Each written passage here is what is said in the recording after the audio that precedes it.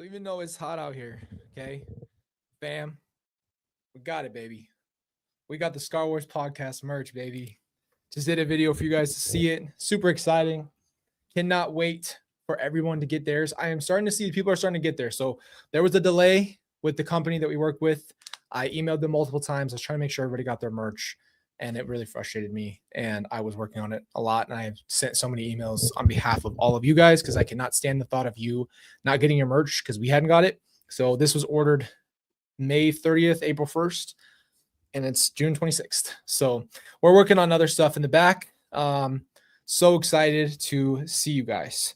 Now, yes, this is not the podcast. We know that, but I had to represent, and it's hot. So you might see me take this thing off in a few minutes. It's so good to see you guys. You know how much I love you and appreciate you.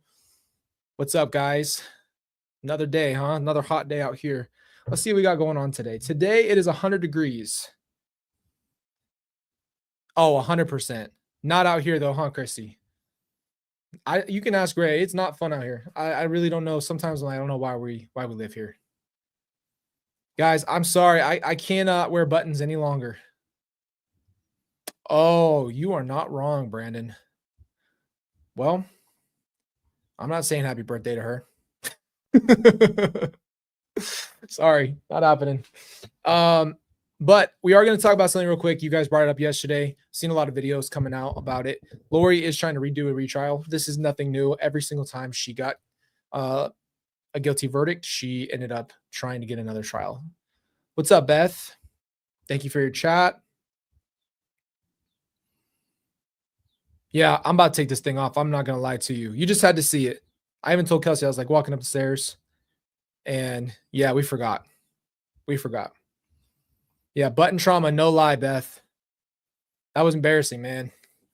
Everybody's like, your buttons aren't, you need to sew your buttons. I was like, listen, guys, it fits me. I put it on. It worked. It's horrible. It's horrible. I was embarrassed. My chest was popping out. Every time I took a breath, I popped out my shirt. So it is what it is. All right, guys. So what we're going to do today, I'm going to get into it, but what we're going to do today is we're going to listen to Melanie Gibb. Now, again, this is someone that I met briefly. Do not know this woman. I told you how much creep vibes I got from her and Lori. I'm not here to try to rip her as a person. I do want to say that from what I know, and I'm not going to go one way or the other with it, but I do want to say that she at least did start testifying against Lori. I don't know if we want to give her kudos. Is it kudos? Whatever. Give her credit for that. I think it personally that maybe it is at least she turned in some way, shape, or form to testify against Lori, from what I understand, or at least tell some of the story of what happened. Her personal beliefs, if they align with theirs, I don't know. I don't know what you do with that. So with all that being said, I don't know if I'm going to get pissed listening to this. I don't know if this is going to frustrate me or what, but I don't know. Yeah, your second mom. Allie says, wanted to explain that the prosecution goes twice during their case because they had the point to prove the case. You asked yesterday why. Also, all lawyers can do is try to find problems with the evidence for an appeal for a mistrial. Hope this helps. Thank you so much, Allie, and thank you for your chat. You're exactly right. Yeah, no, that's not funny. You saw that. You watched her get this close. No, I can't move the helmet. If I explain to you, I kid you not, this is how close to my face she was. Like, she got this close and goes, I'm your second mom. And I'm like, yo, the frick you are. I've never met you in my life. That was wild. I'll never forget that. You can ask Kelsey. She was sitting right there. And then she started rubbing Kelsey's belly, pregnant. Never met this woman. And she just reaches out and starts just rubbing her belly. I mean, this is my experience, okay? Those two together, man, were something else, like two children. So I'll say this. Try to be, regardless of personal feelings here, I'm going to say that I'm trying to be respectful. That's what this channel is built on. We're trying to be respectful. At least we don't want to go to that place that they go, meaning we want to be better people. So again, did I have some really, really weird encounters with her? Yes. Today's testimony, never heard it. We're going to see what happens. We're going to jump right into it because, yeah, let's get to it. So it's a long one. So we might split today into two since it is 12:30. I got some stuff going on that I'm trying to prep for you guys. Cannot wait for it. Cannot wait to tell you. It's so weird not telling you what it is. So yeah, it's uncomfortable. So I'm probably gonna get, who knows, angry, frustrated, whatever in this. We're gonna do it. So with all that being said, I got my books in the way. With all that being said, let's jump right in. We already got it pulled up, and we're gonna listen to this. And if you guys see me taking the hoodie off, it's because I'm sweating. Right now, I'm okay. What's up, Diet Coke Addict? I like your guys' names. You guys are creative. Oh, I'm a Rockets fan. Listen, you can't. What is going on with the camera here? We're going to try to fix this lighting. That is wild. It's not that bright in here. Chill the frick out. All right, we'll go darker on it. I'm a Rockets guy, man. We just got KD. I can't believe it. KD's one of my favorite players. Three of my favorite players were from OKC, and they all played for the Houston Rockets. This was $9, $9 at Target. I said, there's no way I'm passing that up. Frick this. All right, guys, let's jump right into this. Close these tabs up real quick, and we'll get going. Yeah, some of you guys, it's crazy that it's so cold for you. It's 100 degrees right now. It's been up in the 115, 16 already. Blake, with that in mind, you can inquire of the witness. All right, guys. Thank you, Your Honor. And Ms. Gibb, sometimes we've had a hard time picking up the witnesses. So I got to get me a Rockets hat. Court reporter may instruct you or tell you if she's having a hard time hearing you, okay? Would you please state your name for the record? Melanie Gibb. No, she's not. I didn't want it. I don't want any moms from them. Those two. Ms. Gibb, no moms. do you No know second mom. No an first mom. individual named Lori Vallow? Yes. How do you know her? I met her in Arizona at a church event. Church. Do you recall approximately event. when you met her? October 2018. Appreciate it. Thank you. And when you met her at that event, did the two of you end up forming a friendship? Yes. Do you know an individual named Chad Daybell? Yes. And how do you know him? I met him at some of Oh yeah. different Sorry, events guys. that I've been. I'll get better at this. I promise. We're gonna put on 1.5 speed. You guys help me a lot. Or 1.25 speed, and we're gonna put on subtitles. My bad. There we go. to. Do you recall approximately when you would have met Mr. Daybell? I think I met him maybe a year or two before I met Lori. I'm gonna be just really honest. This is a bad roster of moms. That's a bad roster. When you first met Mr. Daybell, did the two of you strike up a friendship at that time? Just a casual introduction to each other. After your first meeting with Mr. Daybell, did the two of you stay in contact? Whenever we would see, it was very periodically. It was not like we communicated, as friends or anything. We just Hold on. Slow it down. This guy, listen up here. Raw Wrench Ray, baby. You know you're getting one of these. We're gonna get you a shirt. You're gonna bust out of it because you're freaking thick as frick. Look at the muscles in that. Look at those traps. Those are called cobra traps. You look like a gosh dang cobra. Them traps up there, baby. We're gonna get you a shirt. Have you wearing some Star Wars merch, baby? You're gonna look good. I can't wait for that. Seeing each other, we might say a few words to each other, but not a whole lot of contact. You And guys after are way first better met moms. Lori, did the two of you I'd rather have you. continue communicating from that first meeting? Yes. Did you you stay in thick constant as contact or frick, Ray. You consistent know it. contact? Yes. You know you be busting out of shirts. You know you got some muscles on you. Is it gonna let me play it or what? I had to have an awkward silence after I called Ray thick as frick. Have you ever met or did you ever meet an individual named Tylee Ryan? Yes. And where what did is you she meet gonna her? say? Oh, if she I says met her anything. at Lori's house. If she says Do you anything recall about approximately Tylee. when that would have been? I would say within a week or two after I met Lori.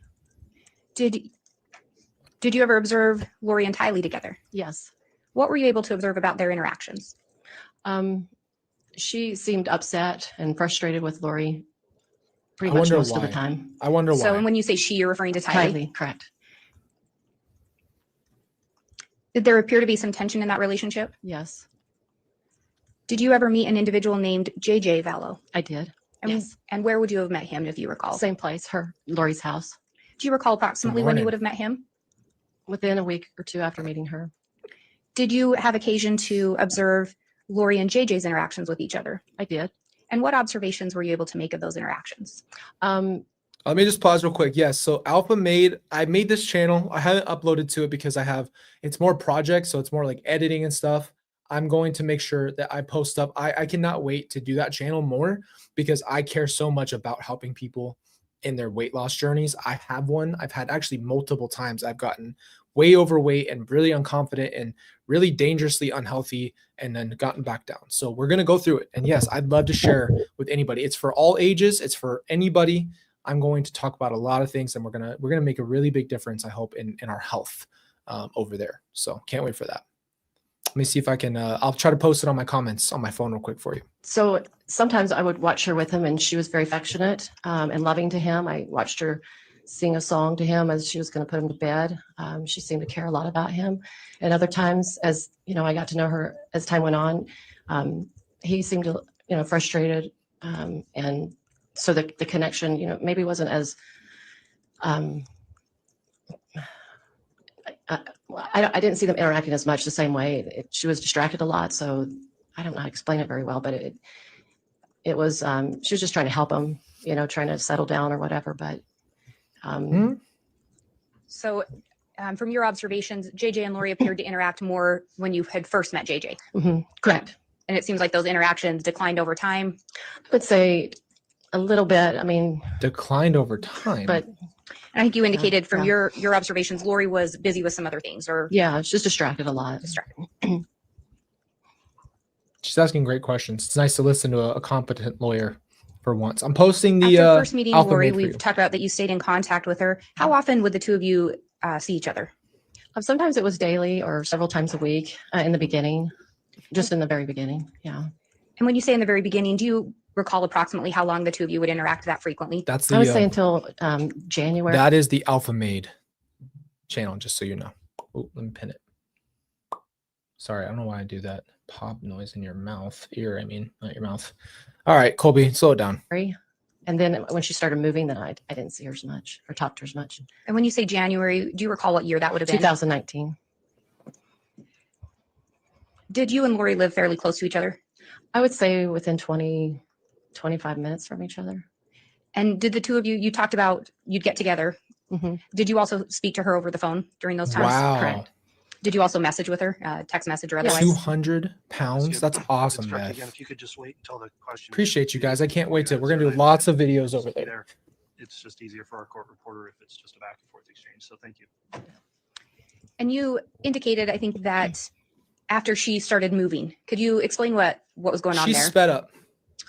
Um, We're on 1.25. so Look, I'll prove it. So about January, she decided to leave, and I believe she first went to Alex's house, or maybe Hawaii.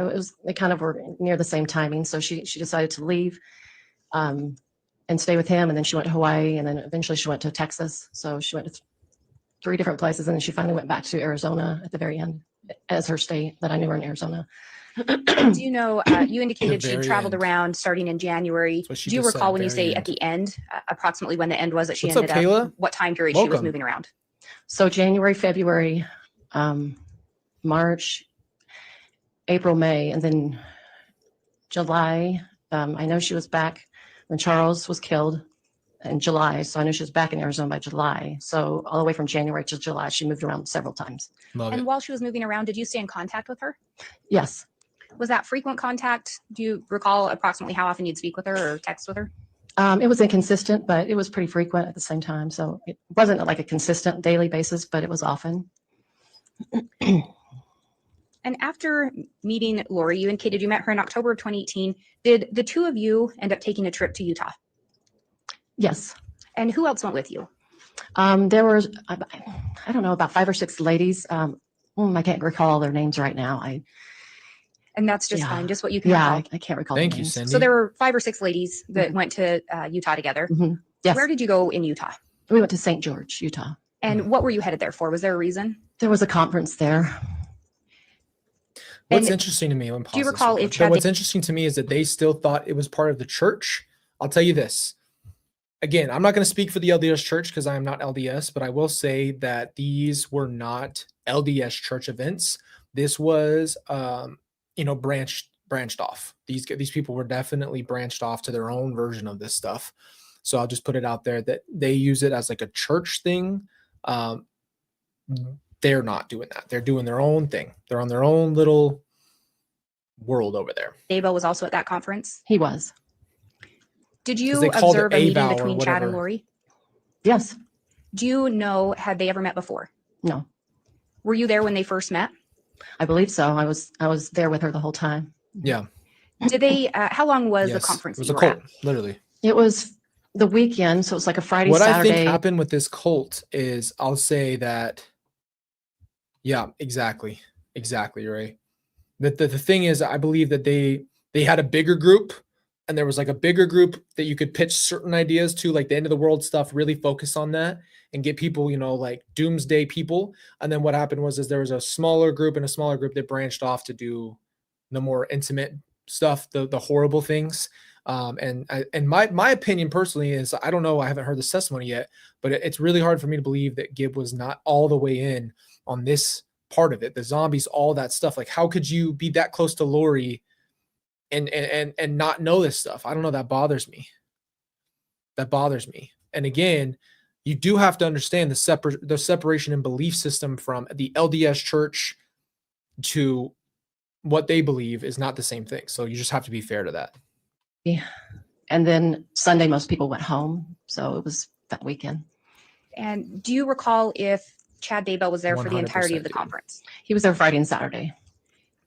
Were you and Lori there Friday and Saturday as well? Friday, Saturday, and Sunday. I mean, we were in the area till Sunday. We stayed at somebody's home. Hey, But the Jocelyn, conference was Friday how and you doing? Saturday night. Could have been a Sunday evening, but I can't recall that right now. But he was gone by, if I remember, he was gone by Sunday morning or Saturday night, something like that. Were Yeah. you able to observe Lori and Chad together throughout the time that they were That's what both there? everybody thought. Yes. And what, if any, observations did you make of their interactions?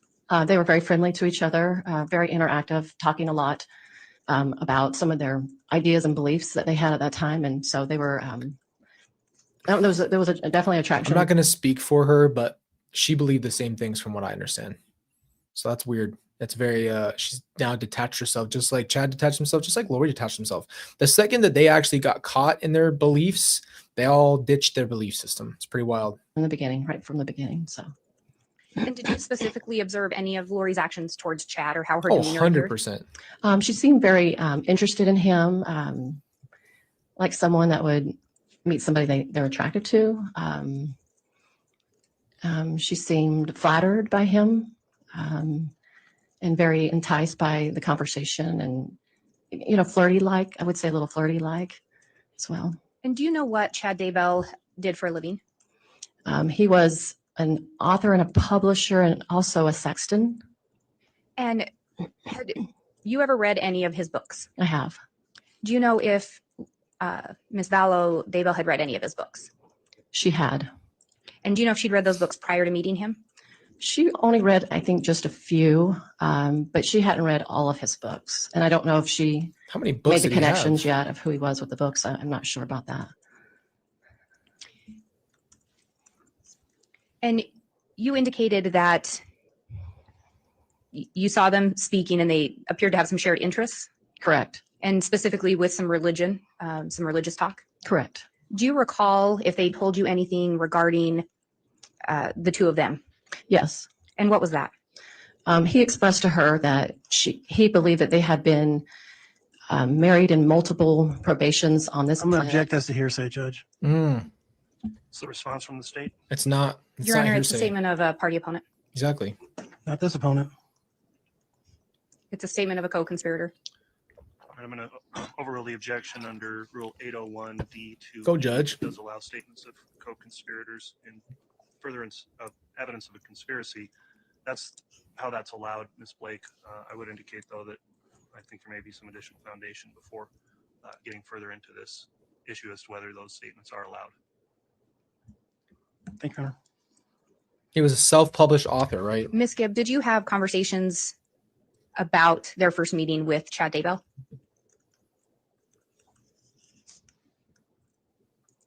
have conversations with him? I'm sorry, I'm not Yes. understanding. Did you ever speak to Chad about the first time he met Lori?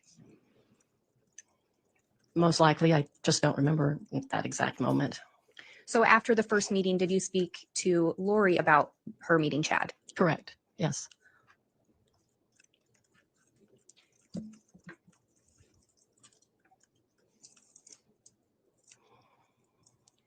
And when you were speaking with Lori, what, if anything, did she indicate to you that she and Chad had talked about with regard to the two of them? She shared with me that he told her that they had been married in another time period. And did she tell you what she believed with regard to that? She did believe that. She had already had the belief system that this multiple lives, as they would call it, she'd already believed that before she physically met him. And backing up a little bit to that, how had Miss Vallow ever told you anything regarding her beliefs about a prior probation or multiple creations? She wasn't quite clear in her understanding at that point. She felt, and she shared with me, that she had been married to a prophet from the Book of Mormon named Moroni. And did she share this information with you before she ever met Chad Daybell? Yes. After that conference, did you end up staying in contact with Chad Daybell? Yes, I talked to him, communicate somehow, very periodically, not very often. I think you already Periodically. indicated you and Lori would communicate quite frequently after that. Correct. Do you know if Lori and Chad stayed in touch after that conference? Yes, they did. And how do you know that?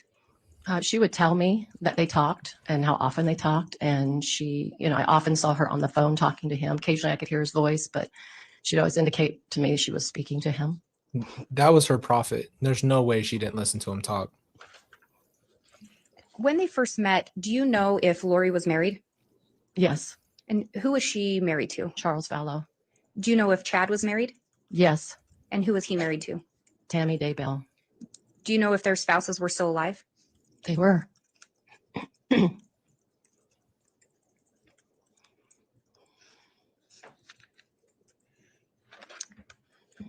And we touched a little bit on the idea of multiple probations. Correct. When did you first learn of that term? Probably when I started interacting with Lori is when it really began to be introduced to me. And who started to introduce that to you? It's hard to believe she didn't believe it though. Lori and then Chad, but mostly through Lori, through Chad. He would explain it a lot more than she knew of it. So would Lori tell you that she and Chad talked about the multiple probations? Yes. And what was your understanding of what Lori and Chad believed regarding multiple probations? Their definitions changed the longer they knew each other, but in the beginning it was believed that in this earth you could come back multiple times. So you may live in a certain earlier time is. in the world, and then several times depending on you as a person. It would be different for everybody. She believed all that stuff, so it's really confusing to After me. Chad and Lori met in October of 2018, do you know the next time they saw each other in person? I believe it was 2 weekends later. He came to town for another event that was in Arizona. Did you attend that event? I did. Were both Lori and Chad present? They were. Do you recall if there was another get-together held separate from the event? Yes. At Lori's house, there was like a little meeting right before the conference. And do you recall where that meeting took place? Yeah, Lori's house. Did you observe Lori and Chad together during that meeting? I don't think he was there. I'm not remembering that. He could have been. But Hey, you two I- with Silver Fox and Chris, I don't know how clear I've had to be on the channel. This is my family. I'm not a YouTuber that's talking about other people. I want to be very clear to both of you that I do not mind that you have your own opinion. That's okay. This channel is for a community. But if you think that I'm just here to make a bunch of money I don't know how clear I've had to be. Like, this is literally my family. And I'm listening to the story of my family because I'm going to talk about other victims and other crimes so I can help them. And that's a mission that I have. And if you don't agree with it, nobody's telling you to be here. All right. So have your opinion, but I'm just going to be very clear with anybody who wants to come in here and say their thing. It is what it is. Like, I've been very clear. I'm not trying to make $1 billion here. This is literally my family. And I'm protective, and I never knew what happened to them. And then when I help other victims, I'll actually be able to get there. All right. So you guys, you can change it up, have your opinion, but I'm not going to keep letting you two just talk your crap in my chat. Straight up. Let's keep going, guys. I don't remember. Did you observe Lori and Chad together during that weekend? Yes. And do you recall what, the context of where you observed them together? So they were at the conference and I saw them interacting. And then whatever time he arrived at her house and he ended up staying at her house. So your understanding was Chad stayed at Lori's house in Arizona. That's right. Do you know if Charles was present during that? I believe he was out of town. Yeah, it's okay. Do you know if we know Charles we're and- going to deal with people like that, and that's okay. People are allowed to be people are allowed to have their opinion, bro, and I don't care. You can have your opinion, and it's not going to tell you that your opinion's wrong. I know my heart. I've checked my heart on this a million times. I've asked other people around me. I'm very careful. I'm very, very serious. I try to make sure that I am checking my heart. And for me to go in here and talk about other families, I've done something that I'm at a point where, you know, I have to know what happened in a court setting to my family so I can help other victims get through their crap. That's the difference. This is not somebody who randomly jumped on YouTube one day and said, hey, I'm going to cover this case. I'm going to talk about this. That's my family. Thank you. Lori were still married at that point? They were. Do you know if Chad was still married at that point? Yes, he was. Do you recall Lori telling you anything in November regarding she and Chad's relationship? Yes. And what did she tell you? She told me that they had been married, I believe, 4 or 5 times. How you doing? And she would go into different details with me about who she was, what character she was, and what character he was. Do you recall if she said anything to you about I'm going so to glad, the Shirley. temple? It makes me happy. Yes. And what did she tell you regarding going to the temple? She would tell me that, yes, that weekend that he came to Arizona, that they met in the temple together and they were somewhere in there, like in just like maybe this is awaiting. what frustrates me though with Gibb. Okay, let's go back to that. We're not going to give those dudes attention anymore. If they're here, they can watch, they can listen, and they can have them keep their opinion. That's completely fine. What my point is that Gibb is frustrating me in this way because there's no guys. You don't understand how close they were. Like they were like, okay, Kelsey, do I go here? I don't know if I should go here because this is a lot. I want to ask Kelsey if she thinks I should do it.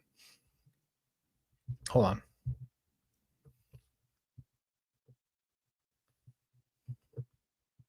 There's something that I don't know if I should say, or I'm just gonna ask Kelsey what she thinks because I don't want to say it unless it's a lot. It's a lot. This is where we had a lot of question marks, and just waiting for a response. So I don't know if Kelsey was there. I don't remember who was there.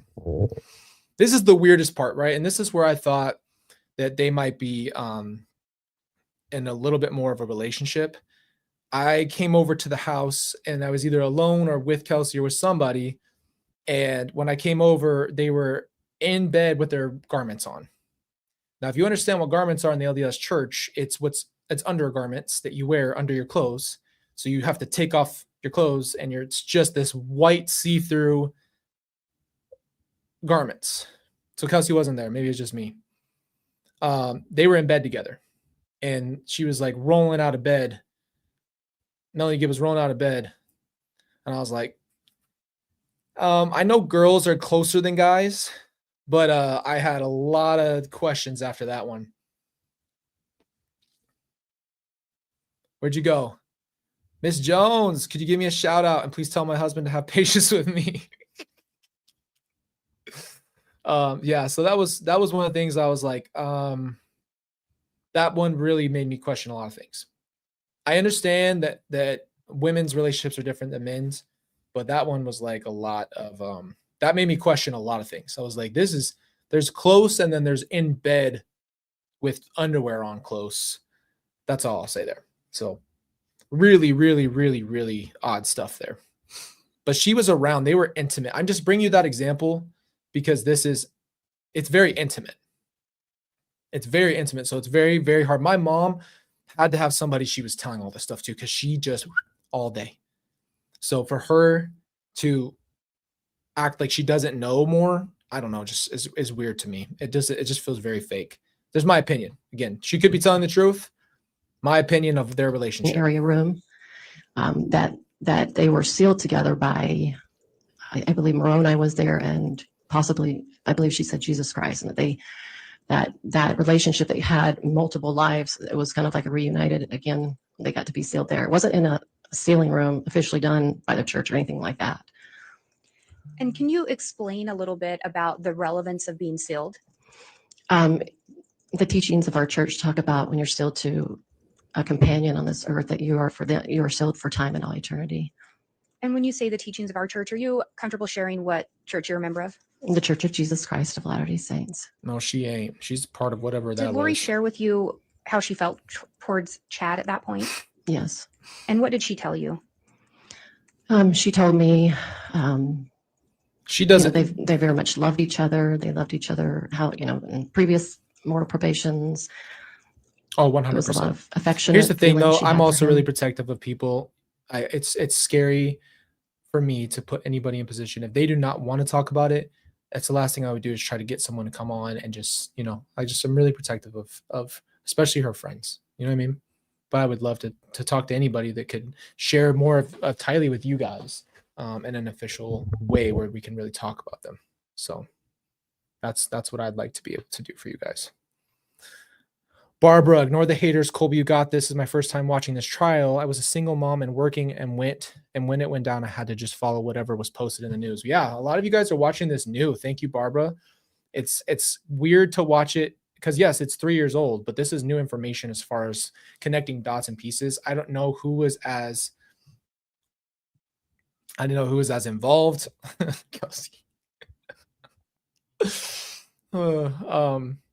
I don't know who was as involved, and I just think that this testimony makes me personally it's hard for me to believe any of this stuff because I know she had to have known a lot more stuff. That's all I'll say.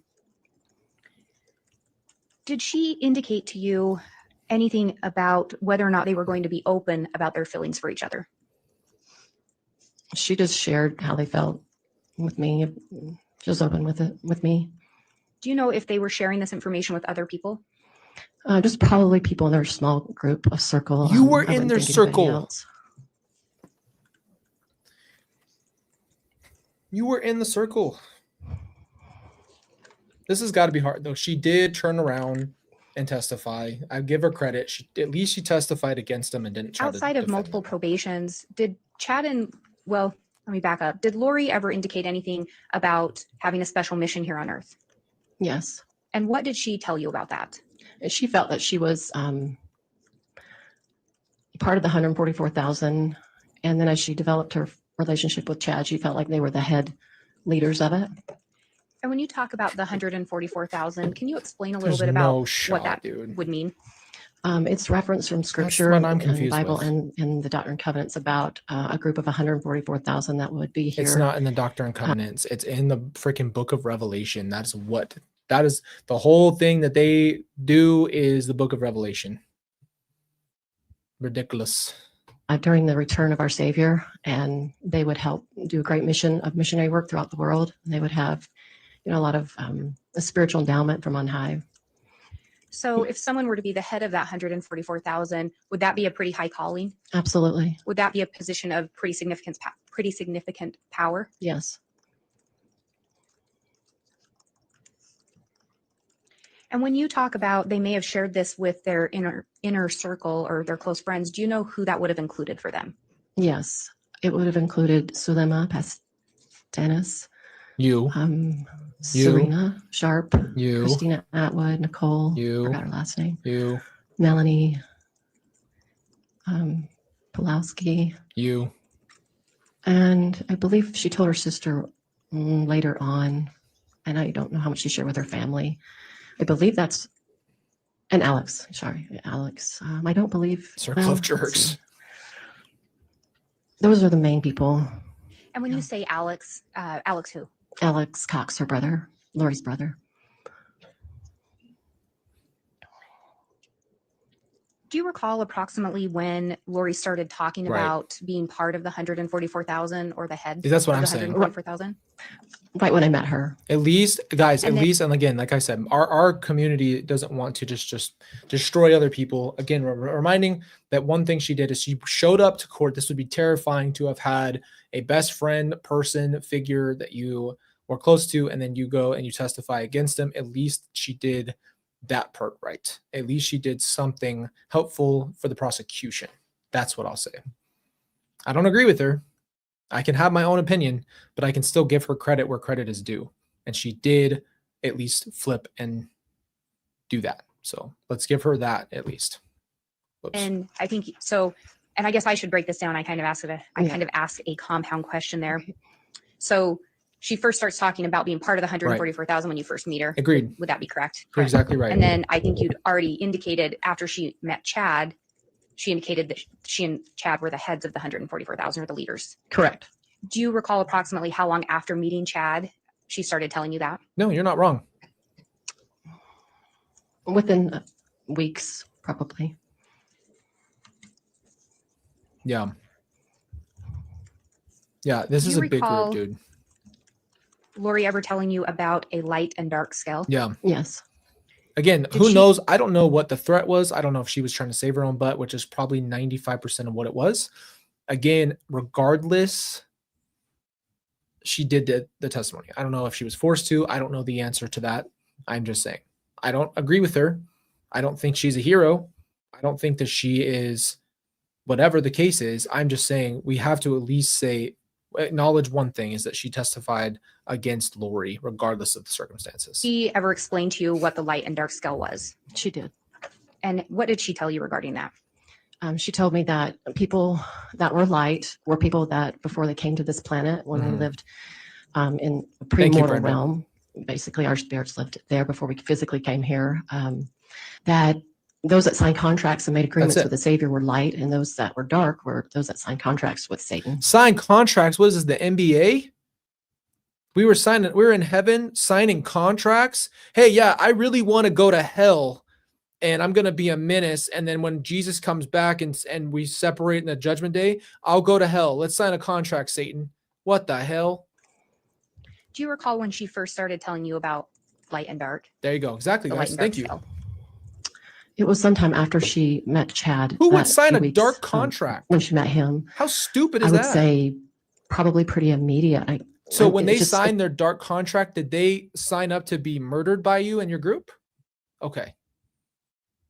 Told you guys I might It feels pop like off it was on like this one. it could have been possibly that weekend or just days after that, after she met him. That doesn't make any sense to me. And when she would tell you these things, would she also essentially be teaching you about this? Correct. Did you We love you, Colby, and your family. So please leave this a safe place. If you have a problem, how we roll here. This is Wonderful Man Processing Family Trauma and Loss with Other Human Beings. Love always wins. Thank you, Julia. Seriously, thank you, guys. This is exactly what I've been trying to explain. We're trying to keep this as a safe place. People are allowed to come in here. It's gonna happen for the rest of time. People are going to disagree and have their own opinions, and that's okay. You can have an opinion. I'm also going to tell you, though, straight up where I come from and my intentions and my heart and what our community was built on. We built this community brick by brick together. So does the Bible mention there would be leading the no, that's not biblical at all. I actually did a huge that's a whole other thing, Ivana. I'd love to go into that topic. I'll tell you what happened in my personal story, my faith story, in a separate time, because it's just such a long thing back and forth. So that's just really what it was. I will go over that though. And thank you for your chat. And we can do that sooner than later. But yeah, just understand that this whole thing, man, is really weird because Melanie, I know, is really close, and I know Lori was telling her a lot of stuff. So it's really weird to hear this. Observe her teaching any other people these things? Yes. And do you recall who else you observed her teach these things to? I saw her teach them to the girls that I mentioned earlier, her brother, and just a few other friends that I did podcast with. That'd be interesting. Did the teachings about light and dark evolve over time? They did. What else did Yeah, I agree with you. Lori end up telling you regarding someone that was dark? I'm sorry, repeat that again. What else did Lori tell you regarding someone that was dark? At first it was, they were working under the contract of Satan. And so they were. So the 144,000 thing is in the book of Revelation. The book of Revelation in the Bible is very, very complex. It's very hard to read and understand for yourself. It is not plain. It's very coded, and you have to spend your time praying about it, and you have to spend your time really, really, really working through the book of Revelation. It's not something you could just pick up and read and understand. So I read it, and then I tried to break it down. It took me a very long time. It took me like 6 months to really try to understand certain parts of it, and a lot of research. So, right. But again, they took everything that had anything to do with religion, with God, and made their own horrible thing. And apparently signing light and dark contracts. Who would pre-sign up? Why would God say, okay, I know you're going to be dark, and so you're going to sign this contract with Satan, and I'm going to let you go down there and just wreak havoc. But you're talking about some of the dark people you're referring to are Tylee and JJ, who are children. Like, it's the sickest thing I've ever heard in my life. Who could even, how could you be pitched that and go, that makes sense? The F are you on, bro? That's just ridiculous. No biblical, change, nothing biblical. More and more, but Could someone switch from being light to dark or dark to light? I believe so. What about your that's my contract? memory, yes. No, you can't. You can't switch because you have a contract. That just automatically doesn't make sense. And when, just backing up a little bit, when we talk about that inner circle, do you recall if Brandon Boudreaux was part of that circle? Do you mean like sharing the beliefs with? Yes. Or no, we didn't share. We She didn't share. Or Chad didn't share with him any of that information. She just said we. She just said we. She just said we. It's right there.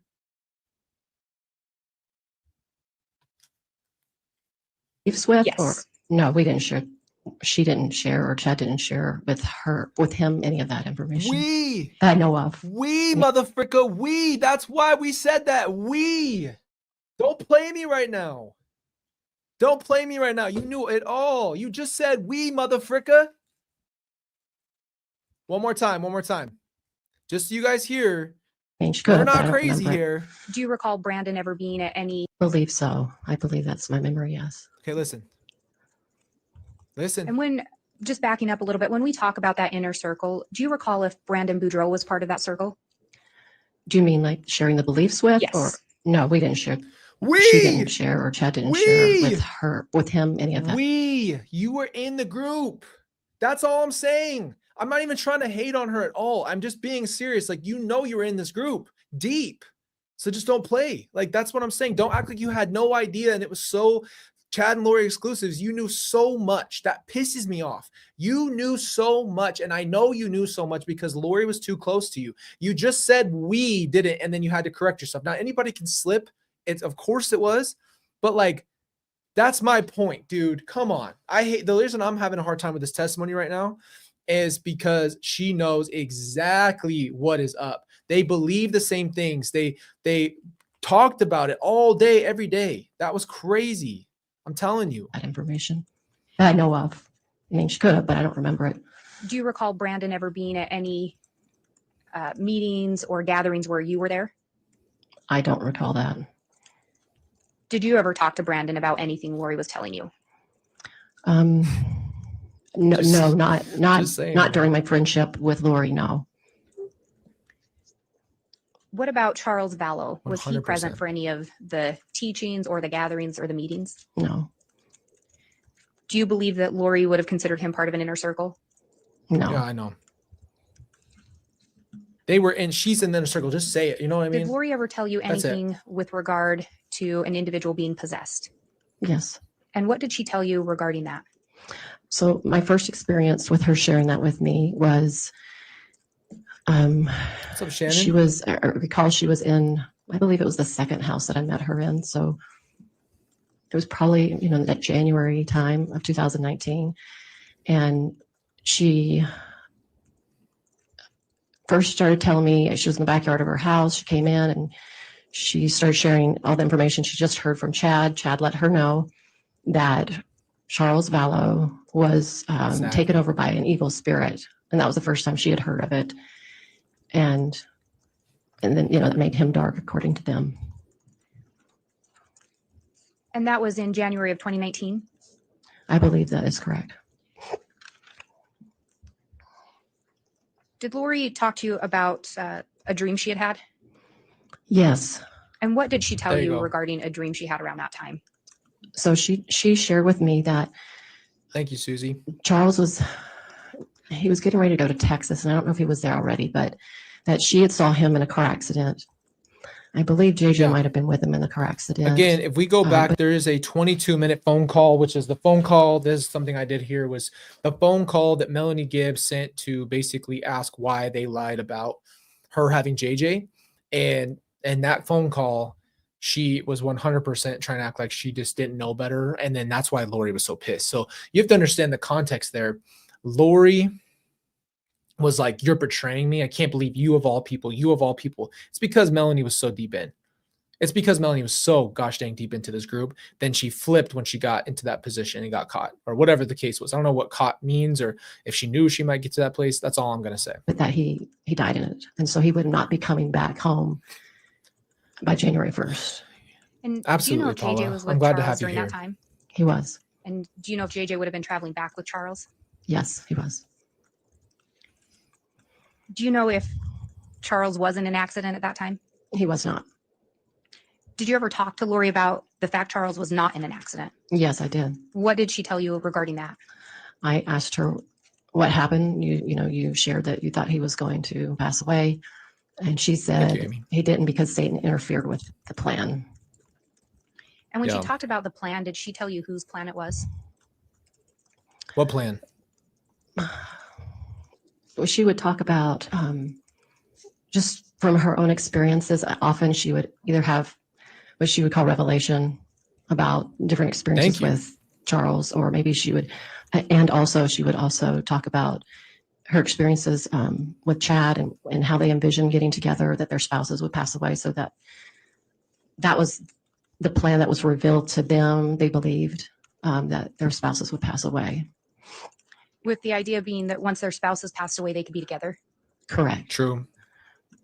I don't know how that works. I don't know what she believes. So Based on what Lori was telling you, was it your understanding as well, because Charles was dark, he would need to pass away? Correct.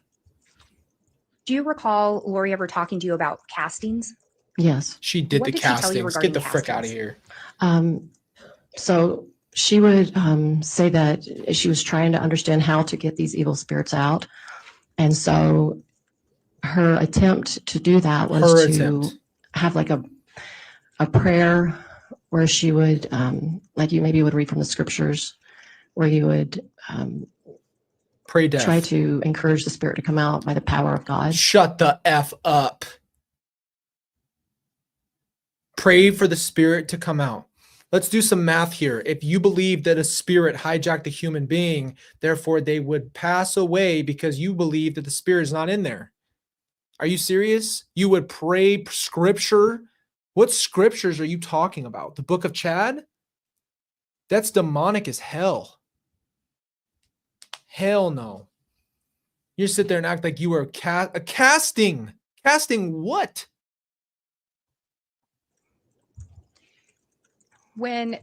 Did you ever participate in any castings or observe them? Yes. Do you recall when that would have been? That's evil. Exactly. It's Approximate, super if you can evil. remember. Probably January, February 2019 is after, she learned that Charles was dark. So sometime after that. And I apologize because you may have already said this, but was Charles the first individual that you ever heard Lori call dark? Yes.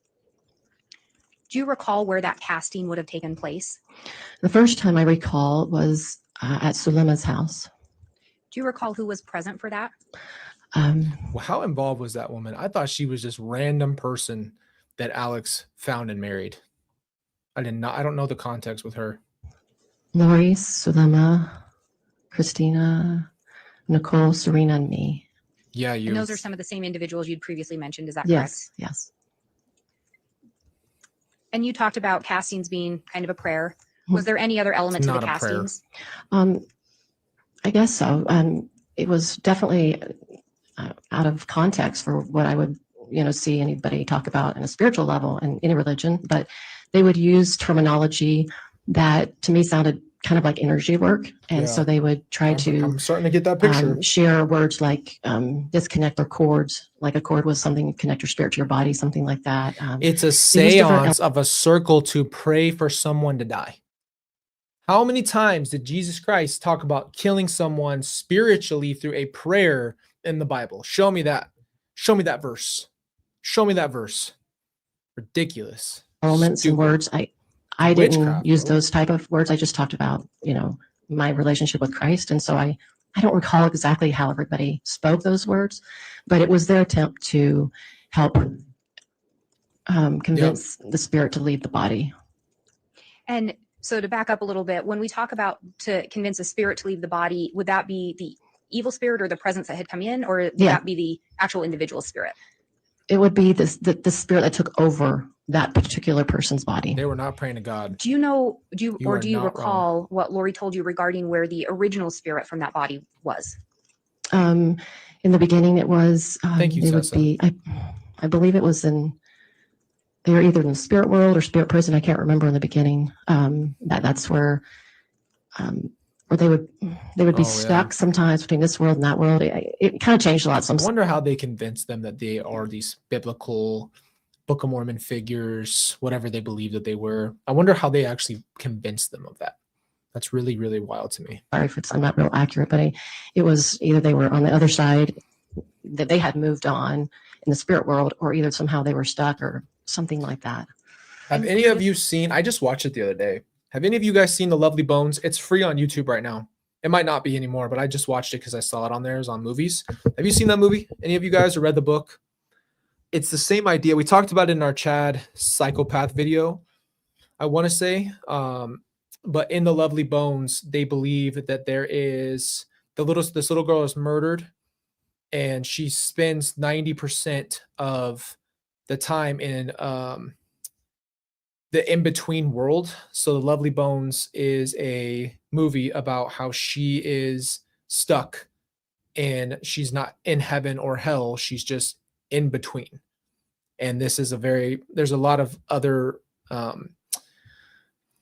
there's other, I guess, religions and other places that kind of believe in this middle world where there's not like a definite thing, but you have to understand a lot of this stuff is pop culture. A lot of this stuff is other things. If you really look into Chad and Lori, there's a lot of pop culture that's mixed into their ideas. A lot of video game Dungeon Dragons, witchcraft, Twilight. You go ahead and you look around and you'll start seeing very, very, very similar, if not exact similar things. And I played that clip for you guys in that video also from the entire concept of Insidious 3 was about light and dark realms and purgatory and how someone could be literally kicked from their body and possessed by a demon. That's what the entire movie's about, like almost to the T, a lot of what these religious beliefs are. So if you really look around, there's a lot of pop culture references.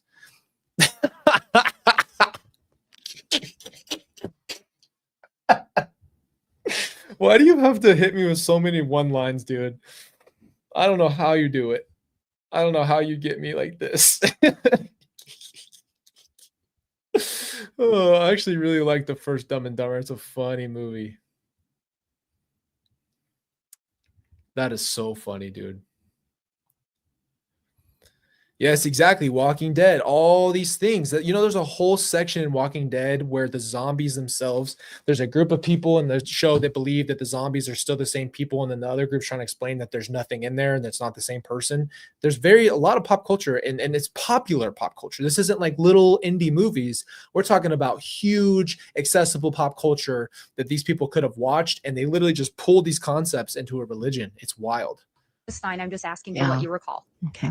How do you not I pray about recognize it's this? been some Have you time. did Yeah. not pray and think With about what regard, you're being told? so what she told you though is the original spirit is out of the body. Correct. The physical body is still alive, Correct. and another entity or spirit is in that body. Correct. Do you recall what she told you regarding if the other spirit, the evil spirit, the entity is cast out of the body, what would happen to the body? So the first time they thought they were able to cast out this first spirit that took over Charles's body, whose name was Ned.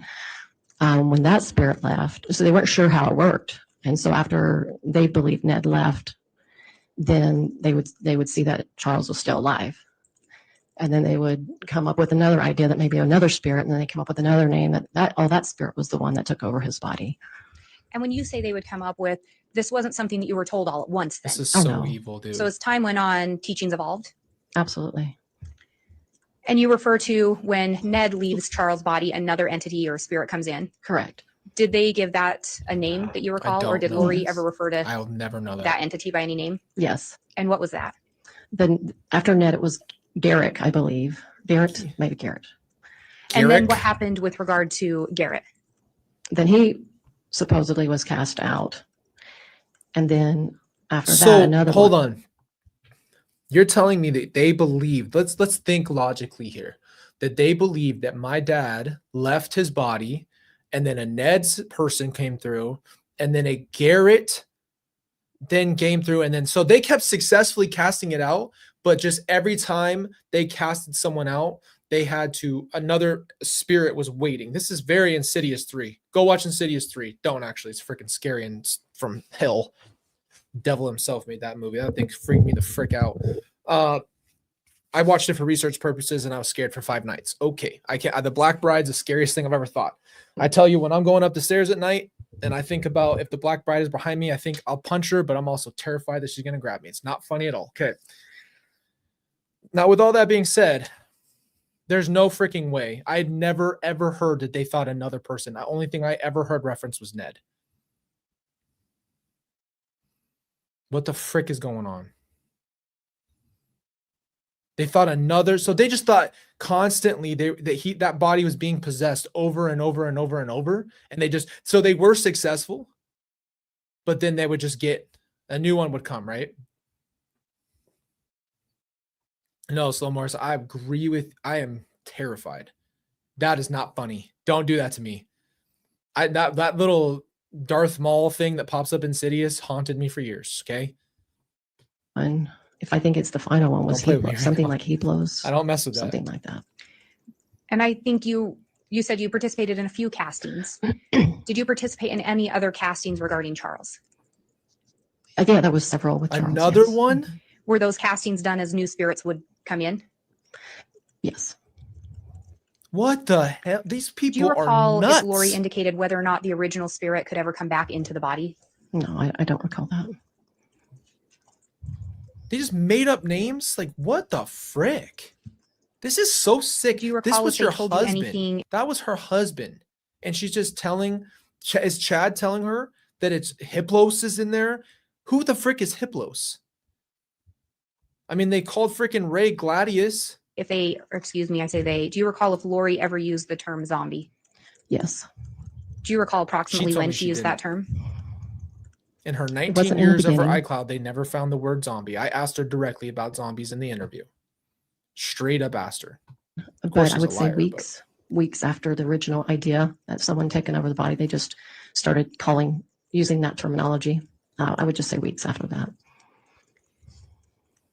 And with that, you talked about participating in several castings on Charles. We Yes. talked about who was at the first one. Do you recall if it was the same individuals at the next casting? There could have been different, I mean, not different people. The fact that there was a group of people seancing for someone to die in a group is disgusting. What the frick are generally, you on? but just maybe less of the group. I know that there was another lady, but I don't even remember her name anymore, but I think she was there very shortly. Do you recall if Lori was present for all of the castings you were at? Yeah, but they Yes. did make it all And up. was You she can't make present? up the Yes. story, but they made everything else up. Isn't that wild? There's no basis here. This is Dungeons and Dragons and nerd, and I'm a nerd too, but nothing like this is nuts, dude. I can never understand how Chad created this group. How did Chad and Lori convince people? How can someone tell you that? I'll never understand that. Like, did you not read the Bible yourself? Have you not read your Bible? If you've ever opened your Bible, nothing in what they said, everything they said contradicts it. Everything that they say about anything to do with Jesus, if you read about Jesus himself, you read the New Testament only. If you only read one book and you just read the New Testament, everything Jesus taught is exact. Jesus casted demons out. He didn't kill them. He said, I'm going to teach you how to have authority and cast them out. There was a literal demon group called Legion. And it said, what's your name? And he said, we are Legion. And he literally casted out the entire thing. He didn't kill him. There's no such thing as your body being possessed to a point where your spirit's not there. If that were the case, that would be Satan's biggest tool. Satan would hijack anybody he could. That makes zero sense. Like you never read your Bible. You have no freaking brain. Because it would just contradict everything. If you were reading your Bible, you go, what the frick? That doesn't make sense. That's not possible because Jesus said this. No matter who's telling you, this is why you have to be careful. You cannot just let a spiritual leader say whatever and not go and check for your own heart and check the Bible. Because this is how these cults are getting started, man. Right? Who knows, dude? How many times can you do this? If I sat here tonight and I said this and told you something, you better log off. Log the hell off and never come back, please, because I'm nuts if I do this and I tell you that this means something. Frick out of here. I'm getting pissed. Just wanted to make that clear. Yeah. Uh, Yeah. Do you recall if Chad was present at any of the castings? I can recall one. It could have been more, but I can recall one. And the one that you recalled Chad at, was that a casting for Charles? Charles had already passed away. It was right after his death. Do you recall who else you did castings for or participated in castings? I'm not quite sure. It feels like it could have been Brandon Boudreaux, but That one, dude. that's what I can remember. I told you that story. Do you recall if about Lori ever told you that Brandon Boudreaux was dark? Yes. Do you recall if she ever told you whether or not he had an evil spirit in him? Yes, And did she indicate that he did have an evil spirit? she did. Do you recall Exactly. if Lori told you anything else about Brandon Boudreaux? Yes, so it evolved. And so he was, I believe he was dark from the beginning. I could be wrong on that, but that's my recollection. And then he became a very high level dark. So the darkness kind of evolved into like they had multiple lives as well. And he was supposedly part of Hitler's group during that regime. So he just kind of it just evolved like that. Do you recall if you participated in castings for any other individuals? I don't recall.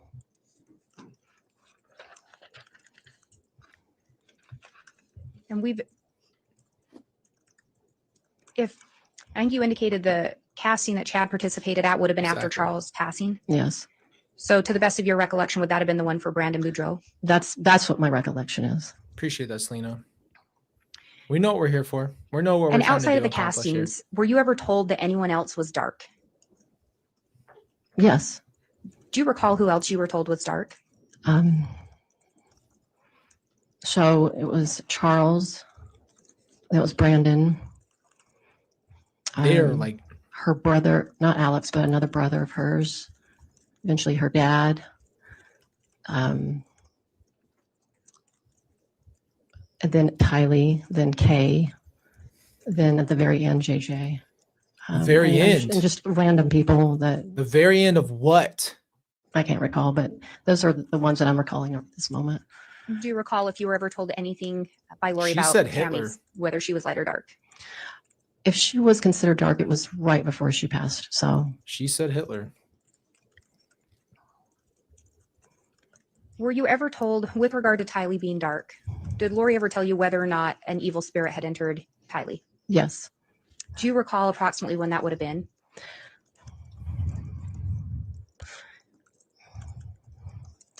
It was sometime between probably February or March to June, somewhere.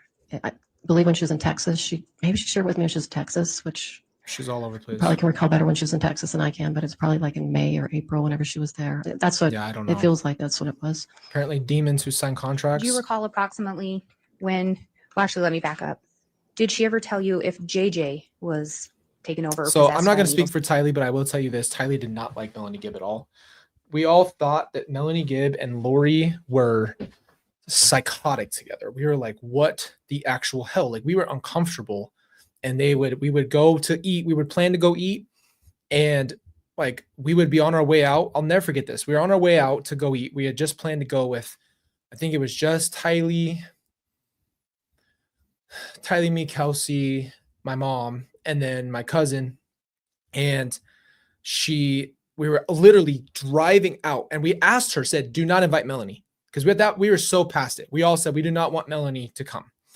And we were on our way out, and right as we got to the driveway, Melanie freaking flies up, parks, and jumps out of her car and runs in and hops in. And Lori's like, hey, babe. And then she comes to us later. She just showed up. It's just weird. She just popped out of nowhere. I don't know how that. I'm like, how stupid do you think we all are? How stupid. Tylee. So we would all be talking, and it was just our group behind them. So Lori and Melanie were like this all the time. Okay. Pretend the microphone. They were like this, and they would whisper this close. I'm telling you, this is why I'm telling you, we thought it was weird. This shit was weird. All right. Like everything about it was a red flag. We just thought they might be liking each other. That was my opinion. I'm like, I asked everybody around me, I'm like, do you think that they are like in a relationship? You think that they like this? Like they're into this? There's a lot of red flags here. I'm just saying. That's all I'm saying. And we were walking, and we were talking to ourselves, and Melanie turned around and interjected herself and like just added in something. No one asked her. And we were all saying something, and she goes, yeah, me too, blah, blah, blah, blah, blah, like interjects herself in us. And Tyler's like, yeah, that's great. Thanks. Like, cause we all died because it was just like, she just forced herself into our conversation. Nobody wanted her to be there. She was not invited. Lori had no boundaries. So she wouldn't have set that precedent, and she would just lie and just pretend like Melanie skirted and Tokyo drifted into the driveway and hopped in the car and didn't know we were going to go out to eat. Yeah, something like that. There you go. You're telling me Melanie Gibb just 5 cents that with her weather powers and knew we were going to dinner and just skirts up right then? Come on. And we kept trying to leave, and Lori's like, hold on. So come on, frick out of here. spirit. Yes, she did. And do you recall approximately when that would have been? Sorry, getting my September. Was it September 2019? Is that when I was? Yeah. Yes, September. September. In 2019? Yeah. And was that the first time you'd heard of JJ being possessed? Yes. Where was Tylee? They didn't think that Tylee was gone. Where'd they say Tylee was?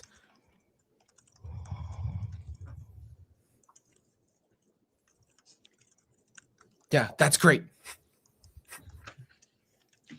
And you'd mentioned that I love Tylee's attitude. there was a casting done after Charles had passed away. Do you know when Charles passed away? He did not pass I away. believe it was July 11th, He did not pass away. 2019. That's not passing away. And you indicated previously, I believe, that Lori had talked about how both Charles and Tammy were supposed to pass away. Correct. Do you know So what she let told me you? ask you a question, Melanie Gibb. If Charles was supposed to pass away and Alex shot him, what did you think happened? You obviously knew. You were hearing about these prayers. So you're telling me you're participating in death prayers, and then the group kills someone by self-defense, and you have no red flags? Are you kidding me? Regarding Tammy passing away? She learned from Chad that he knew years ago that she would be passing away, early in her life. Who the fuck says that about their kid, dude? I'm sorry. I am done holding myself back. What the actual hell? Who says they're not going to have a long life. And it's not like Tylee was terminally ill. Tylee had pancreatitis that flared up every once in a while. I don't know how many times she went. I would say under 10 times she went to the children's hospital. When she was in pain, she was in horrible pain. Who predicts the death of their child? If you heard all this and then everybody around you died and everybody just dies or is murdered, are you kidding me? Yeah, Tylee's going to die early. Who fucking predicts that for their own I believe child? you already testified that Lori had moved back to Arizona before gotta calm Charles down. passed away. Correct. Were you in contact with Lori when she came back to Arizona? Yes, Did you in fact stay at her house in July of 2019? I did. Do you recall what day you stayed at her house? It was, I believe, the 10th or the night. Spend the night and night 10th. 10th. Even if she was talking about Tammy, who Around the says 9th that or 10th. about anybody? This woman, this is why I'm so heated right now. This woman came to me at 8 years old and told me that she's going to die. My own mom comes to me and goes, I'm going to die in 2 years. I've got 2 years left on this earth. Do you know how scary that was to think that your mom's going to die and you're trying to plan and like mentally wrap your head around that? How does she know she's going to die in 2 years unless she's planning to take her own life? Who says that? That's why I'm so triggered right now. Yeah, exactly. There's no such thing. Who goes up to their kid? Like I have children. I have my babies. I can't imagine, bro, putting them in 95 to 99% of the positions that Tylee and I were put in and doing these things and having such an emotionally irresponsible mother who is, everybody thinks this is great mom. And I defended for my own self to act like she's a great mom. She's a horrible mom in so many other ways. That's crazy. Who comes to you and puts the fucking pressure of you being, I'm gonna die. You're gonna have to handle life by yourself. That's what I'm saying, bro. It's just like to hear that and then have her run around saying that Tammy's gonna die. Who the hell are you to predict anything about life? And then you kill them. So when they don't die because of your castings, when they don't die because of your murder prayers, you kill them. Because no entity came and did the dirty work for you. So then you had to figure out and pivot to now someone has to do it, right? Because you're freaking witchcraft group of absolute idiots sitting in a circle praying for death over people didn't work. It's nonsense, dude. And Yeah. at some point, were you going to stay there longer? Nonsense. No, I just periodically stayed with her, but I didn't have like agenda or anything. After you had left, do you know if anyone else ended up staying the night at her residence? Yes, I told Alex was coming the next morning or the next day. Do you know if that would have been the night before Charles died? Right. He Correct. didn't die. Did Lori tell you why she was going to have Alex stay there? This was She my told me whole that life. he, Whole life. Needed to stay there to protect Lori her. was all about the world ending and the world ending. Imagine you as an influence to your child go up and you're constantly reinforcing, hey, the world's going to end. We got to prepare. Nothing's going to be the same. Don't worry about anything. Get into as much debt as possible. I am quoting, mind you, from Lori to Colby. Get into as much debt as possible in school or whatever you want to do because the world's going to end. Hey, the world's going to end. I'm going to die. The world's going to end. This is the sign that the world's going to end. It's terrifying. She did it to me and Kelsey. And I was a freaking grown man. And I was still terrified because she pulled me and Kelsey into the office when we were first dating or not. Yes, exactly. Kelsey probably heard that. She told me to go to school, do whatever I can, get into debt. Doesn't matter because the world's going to end. You know what that does to you? That gives you an impending doom all the time. Nothing matters. Why would you have any motivation to do anything in life if your parent constantly tells you nothing matters, you're going to die tomorrow, live free, and we're all going to die? But then instead of doing that, instead of dying, they just decided we're going to kill everybody. How did that switch up? Yeah, 100%. You're exactly right, Mary. Sorry, I'm going on a tangent. I'm just getting it out. I want you guys to understand. I'm sure there's other parents. I've had some conversations with some people who've had some doomsday parents, and it's hard. It's a hard place to grow up to think your life means nothing because you're going to go die, and it's very extreme. It's a very extreme thing for people. Do you think that Tylee followed Lori to protect JJ and knew something was off? I'm sure she did. 100%. Right. Well, why would I do anything, right? Why would you have any motivation or thought to do anything? And then they had the audacity in my thing. The one thing I remember, never forget, when I hopped up on the stand in this trial, the first thing her freaking lawyer asks me is, weren't you suicidal growing up? Why the fuck do you think I wanted to die all the time? Because my mom embedded, whatever the word is, embedded, not embedded, that's horrible. Scratch, rewind. Embedded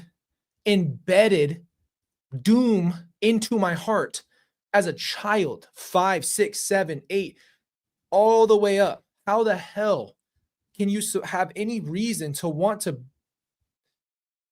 live your life? Why would you care about anything?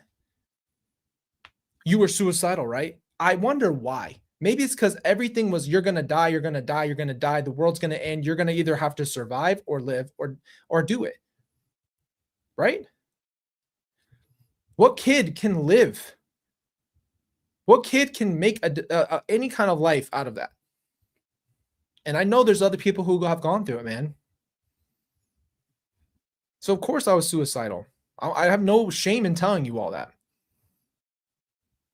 And now I refuse to let her control what I would do with my life and destiny and my children. She doesn't have that reach. That's why we're doing this.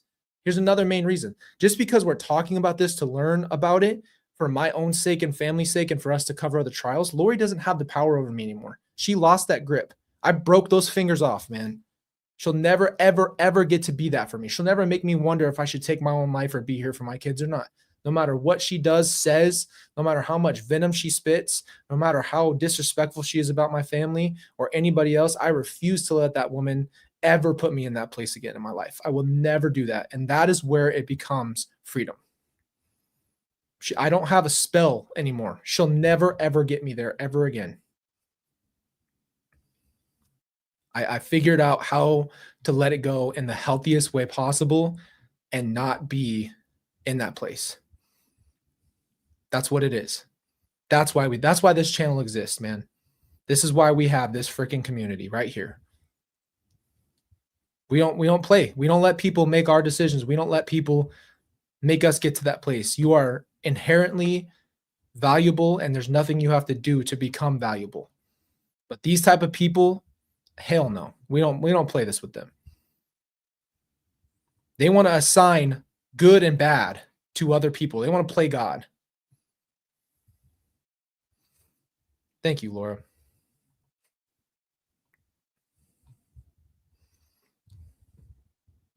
Exactly. That's a great point. Thank you for sharing that. Forgiveness is for you, man. Remember that.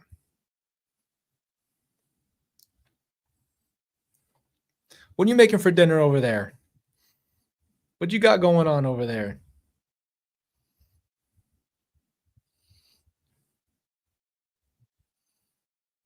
All right, let's get back to it. Sorry, I keep pausing. Because Charles was going to kill her. There you go. Thank you. We are ourselves. We do not have to repeat cycles. Did Lori ever tell you how Charles died? She did. What did she tell you? She told me that when he came into the Exactly. house, he was argumentative with her. She had JJ in the car. She had his cell phone. She told me his cell phone was in the car that JJ was in. And that she said that the spirit told her to pick up the phone and grab it. She ran into the house. Thank you, Jade. And he was really angry that he took her phone. And they were yelling and screaming. He was threatening her. She told me. Exactly. And Tylee came out with a baseball Exactly. bat. She told me to protect herself or her mom, or felt the need to protect them, and that it got heated, the conversation. And Alex interacted with him, and it became very argumentative. Interacted. He said that he went to get his gun to protect them, and then he shot him. And when you say he shot him, who shot Charles? Alex. Did Lori tell you whether or not she witnessed the shooting? Say it. I don't think Yes, so. you do. That's a Did she damn indicate lie. that she was present for the altercation? Yes. Let me address that too. That's a great point. So let me put this way, John. Tylee had pancreatitis. Now, if you've ever looked into pancreatitis, it can be one of the most unbelievably painful things. So this was something that they figured out when Tylee was a little girl. Now, did Tylee was emotionally handicapped by Lori from an early point, unfortunately, because, you know, like, what did Tylee have? Tylee didn't have the mom she needed or wanted, and she did not have someone to trust. And that's where, you know what? I'm just going to say it. I'll give my grandma, that is who my grandma was for Tylee. You can say whatever you want, but my grandma took care of Tylee and was there and loved her in that motherly way. And so I'm grateful she at least had someone like that. But I will tell you, I don't know about everything else. I'm not Tylee. I'll never speak on something like that. But pancreatitis is no joke, man. It's supposedly one of the most painful things ever. And there was no Lori forcing Tylee down that route, but I don't know. I don't know that inside dynamic. Me and Tylee never got there. And of course, I'm not going to try to ask Tylee, are you just like being forced by mom to go to the hospital and pretend that you're sick? I don't know. I don't know what that is, you know? So I'll just put it that way.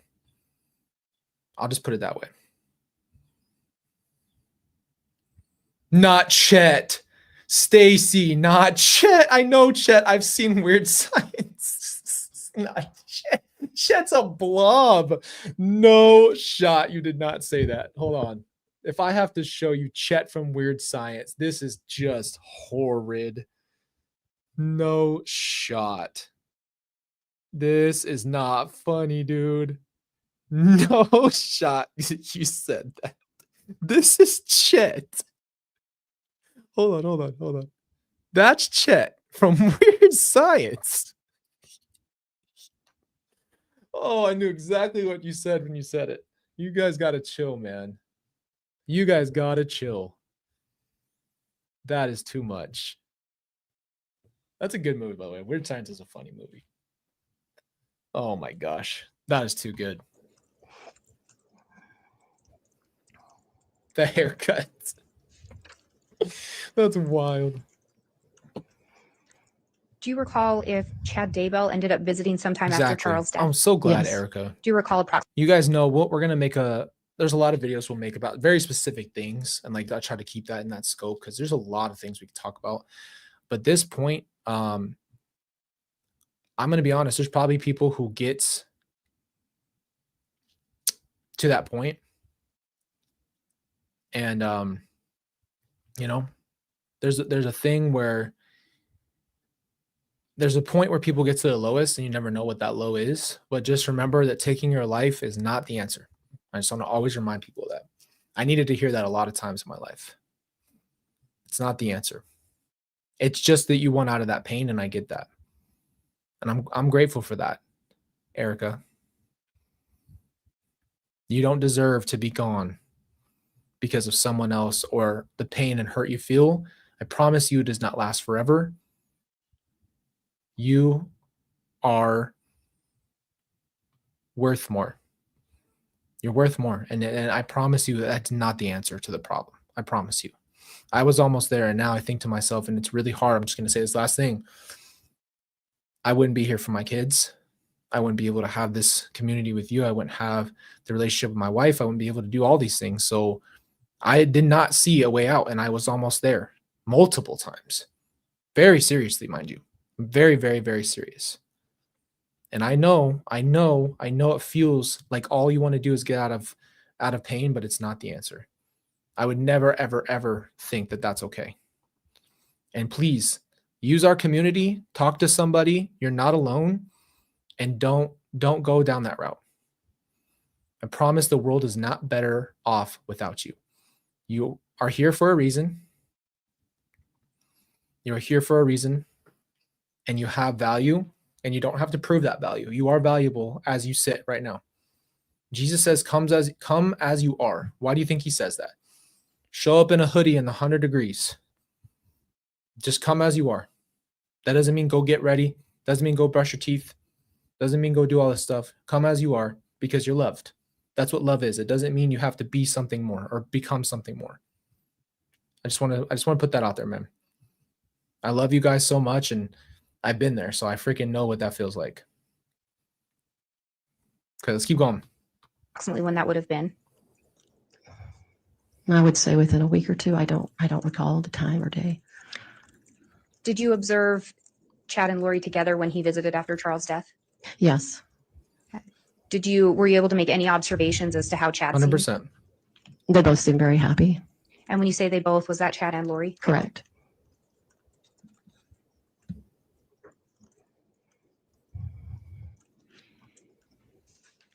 And when we talk, you talked about she took his phone. I'm sorry, Cindy. Are you referring to, who is the she? Lori said she grabbed And when you say, Charles's phone. Exactly. You would Did never Lori- do it if you could see a way out, but there is a way out. I am telling you from someone who's been there. And I tell you that because it's not like I'm trying to sympathize with something I don't understand. I freaking understand.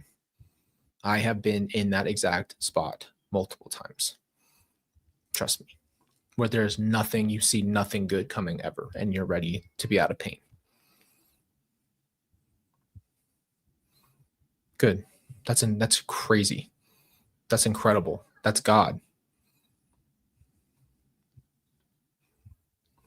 Did he tell you where Tylee was during the shooting?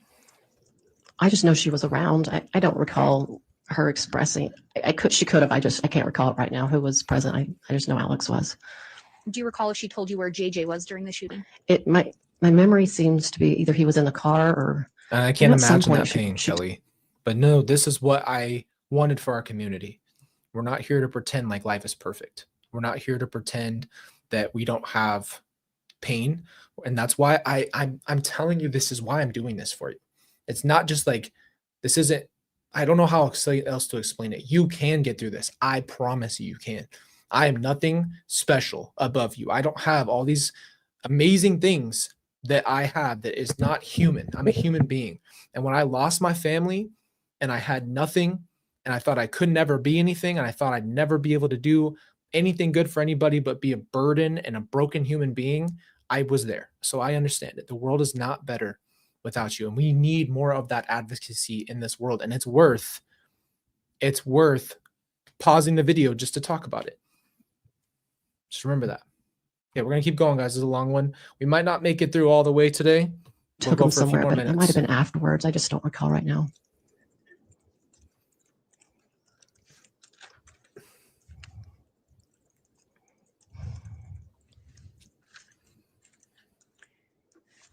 Yes. Did anyone make any indication to you regarding feelings of Charles being dead? Let's pick each other up, man. No, I mean, you mean like sad feelings or Yeah, any indication Yes. of feeling sad? their or- appearance was not sad. Did anyone indicate being happy or relieved that Charles was deceased? There was a portray of happiness and excitement. Yeah. What?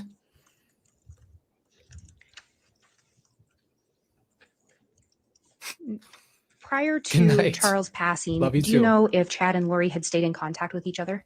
Yes. Do you know how frequently they would communicate? Multiple times a day. That is my understanding. Did you ever observe Lori with more than one cell phone? Yes. Do you recall approximately how many cell phones you had seen her with? At least 2, maybe 3. Did she ever tell you what she used those phones for? She had one phone just for Chad and then her regular cell phone. And I can't. Not a Chad phone. She had a gosh dang Chad phone. Oh my Remember. gosh. Seemed like she got another one. She knows. Did This you is ever- stupid. She knows. Did Lori She ever was tell her you best whether or not she friend. and Chad would meet up? Would ever meet while Charles was still alive? Yes. Did she tell you where they would meet? One time she said they, after visiting her, or right after I visited her in Texas, she was to meet with him. And I believe they were in a hotel, according to my memory, and In a they were hotel. to go to temples together. That's what she said. Get the fuck out of um, here. There was another time she left town, but she indicated she went to Salt Lake, but my guess is she didn't. I don't know. She indicated she went to Salt Lake, so I don't know if they met up there or what happened there. She didn't tell me if they got together there, but I don't know if Jack moved a strike. It looks like this is speculation. She doesn't know what Lori did. I will sustain that objection. Yeah, so that I'll doesn't. You instruct can't the say that. jurors, please just don't consider that previous response as to the speculative answer. Did Lori ever tell you directly that she and Chad would meet at hotels or motels? Yes. And did they actually meet at, did she tell you that they met at hotels? Yes. Did she tell you that they would meet at motels? I don't remember the wording exactly. One of the two. Yeah, right. They met at hotels. Did- And her kids, his kids on the interview. By the way, that video got struck down completely. I don't even know if you guys can see that video anymore. YouTube took that video down. I reacted to Chad's kids interview because I just wanted to hear from their mouth. Again, that was a long time ago. They deserve to have a chance to possibly redeem themselves if ever in the future, if they ever want to speak out what they believe and think. I would hope they change their mind. But in that video, they were very specific to say that they were not having an affair, that it might have been an emotional affair. Come on. We're all adults here. Let's stop pretending. Come on now. You don't meet at a hotel for no reason. Let's just, come on. Did Lori ever now. indicate to you whether or not she and Chad were engaged in an affair? She would just share that they were intimate. Intimate what? Was this while Charles was still alive? Yes. Was this while Tammy was still alive? Yes. Did Lori indicate whether or not she thought it was okay that they were engaging in intimate relations? What's an intimate She relationship? did. She felt it was according to God's will. Oh, And did she tell you, ever expand on why she believed it was according to God's will? Yes. She explained that because they had been married in multiple lives and they had a mission together, that it was okay. And when we talk about her having a mission, did she ever talk to you about her mission to leave the 144,000 in relation to her children? She indicated that she was a part of that group, the 144,000. And at some point, everybody in her family would pass on just because of tribulations. At some point, she shared that with me, probably in the very beginning. what? Did Lori ever indicate any concerns to you about her ability to continue to care for JJ? That's exactly the point. And let me explain it like this. The whole reason I stopped talking to my dad is because I thought he cheated and ruined our family. And she was legitimately cheating all the way out and said it was God's will. It was God's will to commit adultery with Chad. Get the frick out of here, bro. This woman is an absolute. Lori is an absolute. She is an idiot. She's an idiot, and she's disgustingly and she's despicable. Straight up. Frick that. I believe, just right before he was killed, she just indicated he was difficult to handle. And so it was hard for her to do that and to be with Chad. So All of something this in is that evil, communication dude. like This that. is evil stuff, bro. This is just Did she ever indicate a desire satanic. to quit caring for JJ or to get rid of him? She did. And what did she indicate to you? She indicated that she was going to ask Kay if she could watch him from now on. Exactly. You're cheating and planning everybody's deaths together and what you're going to do with their insurance money. And you're a biblical figure, right? You're a Jesus Christ follower. And going back a little bit, when was the last time that you saw Tylee? Oh, hell no. Before they left to Idaho. She knew where they So- went to. She left. Yeah, she maybe in visited her house. Of October. course they knew where. She told Melanie Gibb where she was August. going and didn't tell me. What the is that? I don't know, July or August, whenever, right before, probably they left to go up to Idaho. And do you Thank you, recall Kimberly. approximately when they left to go to Idaho? Maybe beginning of August 2019. And when you say they, do you know who went to Right. Idaho? Against God's laws. In his Lori, book, mind Tylee, you. JJ, and What- Alex. Alex went up there too. And when you say Alex went up there too, do you recall if he moved at the same time as Lori? Around the same time. It seemed like he might have gotten there maybe a week. I know she went to visit to find an apartment. It seems like he might have been there a week or so before. I know it's just around the same time. Once she left to Idaho, did you ever speak to Lori on the phone? I did. When you would talk to her on the phone, did you ever hear Tylee or JJ or speak to one of them? I heard Tylee in the background. Do you recall if that was close in time to their move? They were already moved in their apartment in Idaho. Exactly. Roller skate to hell, one both of you. Okay, that was rude. I'm sorry. After That was seeing rude. Tylee before they moved, did you ever see Tylee again? No, Where'd you think Did she you ever was? travel to Idaho to where Lori was living? I did. Do you recall approximately when that was? In September, middle of the month. And why did you travel up there? A few reasons. She asked me to come up. Another reason is there was a seminar that I was interested in going to around not too far from her home. And also me and my boyfriend at the time were going to see his son as well when we were passing through. I thought you were married. When you came to Idaho, did you end up What? staying at Lori's residence? I did. I thought she Did had married. She was David also married. stay at Lori's residence? He did. What When the you hell? got there, did you see Tylee? No, Did you ask Lori where Tylee was? I did. What did Lori tell you? She told me that she was at BYU and she moved her in with some female friends or people, at the dorms or somewhere in, BYU campus.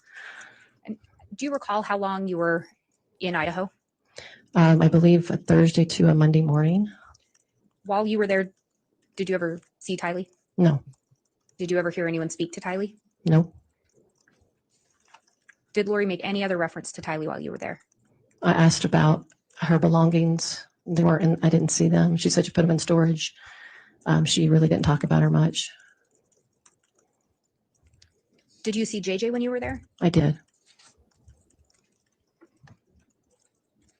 Did Lori talk to you about JJ while you were there? She did. What did she tell you about JJ? When I first arrived, she let me know that she said that JJ had now had an evil spirit in him. She had learned it from the day before. Who told her that? Who Did she told indicate Lori how that? she knew that he had an evil spirit? She said that she always went to Chad about this information and he would share it with her when it would happen. Did that not raise a red flag? That's all I'm asking. Okay, so Gibb, this is the point. I'm not trying to Did she judge indicate whether or not Melanie she- Gibb right now. This is just hard for so many reasons because again, I know there is more involvement and it's just like all of this stuff. Come on now. And then you're telling me Lori just decided after taking everybody's life that JJ just one day, just the day before, she just gets confirmation. Who's telling her that? Who tells you? I appreciate it. Thank you, Sandra. It just does. None of this is gonna ever make any sense. Like this whole testimony is really throwing me off. So you don't know where Tylee is. You don't see her stuff. You're her best friend at that point. She comes to you and immediately tells you that JJ's dark. And you know that everybody, and specifically Charles, was dark. And he was killed by self-defense. And what? That's it. Made any observations regarding the behaviors of JJ? You didn't. She There's did. that's red what did flags she tell you? everywhere. She would tell me his behavior was more difficult, and she would tell me his speech was more intelligent, and she would tell me he would say things like, "I love Satan."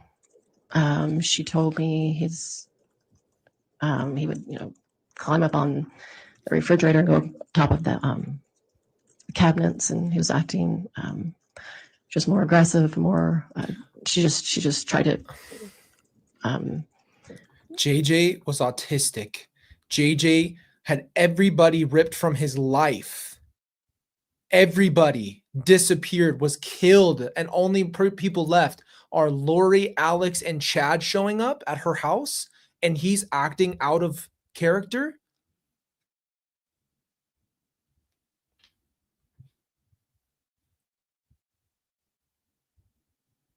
And I'm going to go ahead and say JJ would have never said I love Satan. That is pure projection. That's her. That's Lori. That's Lori's heart, not JJ's.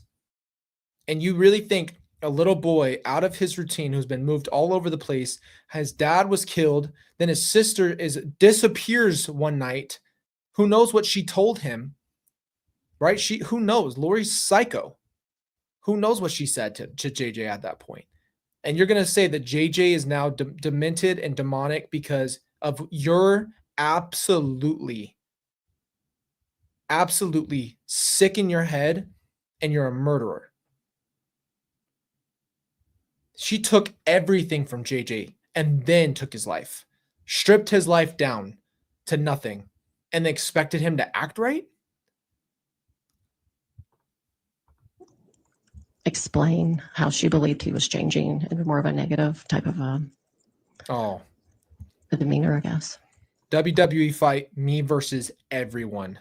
Hell in a Cell, drop the cage. I don't need a freaking chair. I don't need a sledgehammer. I got freaking Dez and I got Troy, and I'm booming everybody in this freaking thing. Was this the bro. first time Bring that it. Lori had talked Bring to you all about of them. someone Bring 'em out. changing once they were dark or possessed? No. Cleaning And who clocks else had tonight, she dude. indicated had Bring it. behavior or physical changes? I remember Charles. She indicated he looked different. Sick mother effers, dude. I'm just not remembering all the details, but she would say some things about their behaviors. She would share, maybe they would just talk to her Stop. differently. This isn't funny, Kelsey. I'm cleaning clocks. Everybody. All of them. You want to go at kids? You want Do you to recall sneakily do it? approximately how Okay. many Come deal with somebody who's ready. You would literally try to take your own children's life. Come get this. All of you. times before that interaction or that visit that you would have seen JJ? Bring it. All of it. I saw him a handful That's of times. exactly right. I haven't tried to figure it out. Maybe 10 or 15 times in his life. I'm not sure. Based on the times that you'd been able to observe him, did you notice any changes in JJ? No. Did he appear to be a typical 7-year-old? A typical 7-year-old autistic kid. And when you say a typical 7-year-old autistic kid, do you have experience with autistic children? Typical. Some level. There's no typical. So you're aware or you've observed some behaviors before. Yes. And JJ's behavior seemed consistent with any autistic 7-year-old Yes. that you've observed. Yes. Did you ever see JJ climbing on counters or the ceiling? No. Yes, that's true. While you were there, did you ever observe JJ act out? He seemed very upset one day, and so Chad took him 100%. upstairs and went into a bedroom with him, according to Chad. Oh, And you were there towards the the end of September. Is that what you said? So the day I left, I believe, was September 23rd. So the Thursday before that. And Charles had passed away. Correct. Do you know if Tammy was still alive? She was. And you mentioned Chad being there. Yes. Was Chad there for the duration of your visit? He would come in and out. Do you know if he stayed the night while you were there? No. And I'll clarify that. No, you don't know, or no, he did not. He did not. So when JJ acted out, it was Chad, not Lori, that took him upstairs. Correct. And when Chad came, did Chad come back down from taking him upstairs? He did. Was JJ with him? I think so. What did Chad say regarding that? He just quietly came down, and I asked him why his neck was so red, and he said that JJ had scratched his neck.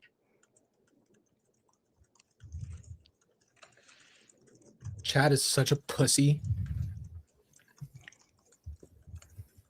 Did you have occasion to observe Chad and Lori during that visit? I did. Did you observe their interactions with each other? I did. What did you observe? They're affectionate. He consoled her. He would kiss her on the cheek, hug her, and they had, fun together, singing and dancing too. They appear fairly affectionate. Yes, Do you recall going to walk a track with them? I do. And what, if anything, did you observe when you went to do that? Walked around the track with them, and then we went downstairs, and they showed me some beautiful pictures in one of the hallways at the campus. And then at the end, as we got in the car, Lori and I got in her car, and then he got in his car. They were affectionate. He hugged her and gave her a kiss. Do you recall if you were told anything regarding the secrecy of Chad and Lori's relationship? That part Yes. And what were has you me told? boiling. The fact that Chad Daybell takes my little brother, kills my whole family, goes upstairs and tries to discipline my little brother who doesn't know him, who knows what Chad did to JJ, who knows what discipline in Chad's mind means. Bring him out. Bring him. Bring him. Chad had indicated One-on-one to right David now. that weekend that, he'd appreciate if he didn't share it with anybody about the relationship. You appreciate it? He probably talked about it like that, but I can recall that moment. And were you present for that conversation? Yes. During that conversation, did you indicate that was a conversation mainly between Chad and David? Yes. Did you overhear Chad say anything else regarding Tammy? He said that he was still married to her, and I wasn't paying attention to the whole conversation, and I don't recall the Who whole wouldn't? conversation. Any little but- kid being disciplined by someone they don't know is the weirdest I've ever heard. Why would you think that JJ would listen to him? He could have talked about how she was a good wife. I can't remember if David told me that or she did, but anyway, that's what it feels like that he said.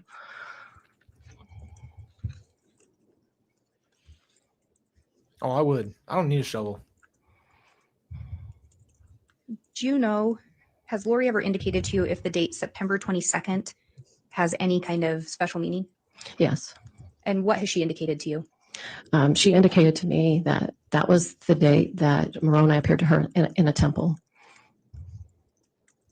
Do you recall the last time you saw JJ?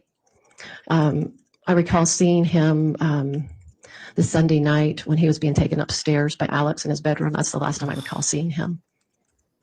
And do you know what date that was? I believe that was the 22nd. Were you still there you left on that next month or the following day, the Monday? Correct. Alex Did you see would JJ that next never. day? I did not. Alex I don't would recall seeing never. him. Alex is not good with children like that. Alex was not there being nice to JJ, and she would have known that. I'm not going to go ahead and just fully assume, but come on, she'd been around enough. That doesn't make sense to me. Did Lori say anything to you about JJ? I don't remember her talking to me about him, other than she was talking about some of his behaviors and things like that. Yeah, right. Yeah, effing right. And I did not believe that at all. That does not add up. Prior to Charles dying, did Lori ever talk to you at all about life insurance? A little bit. Do you recall what she told you?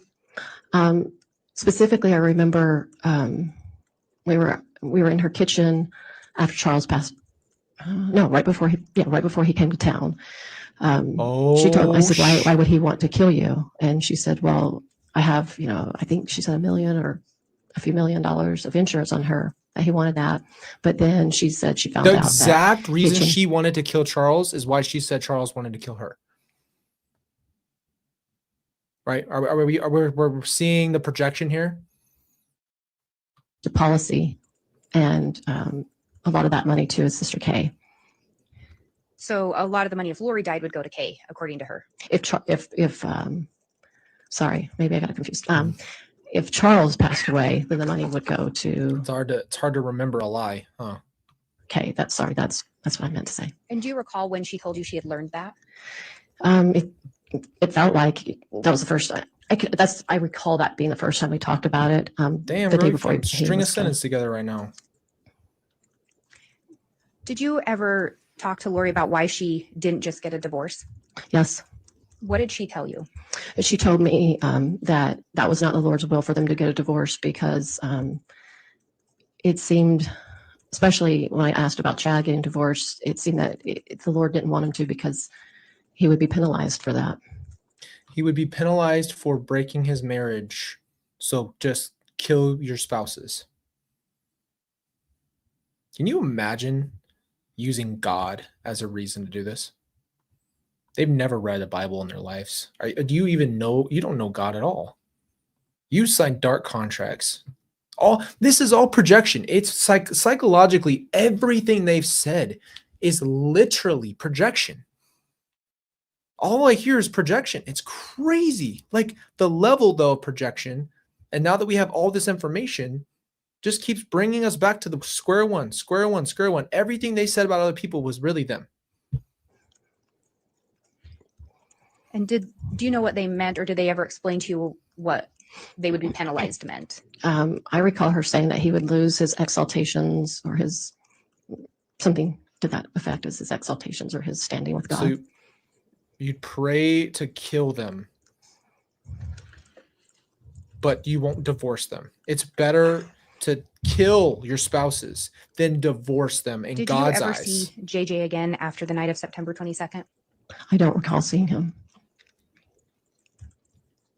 Did you ever return to visit Lori in Idaho after that visit? No.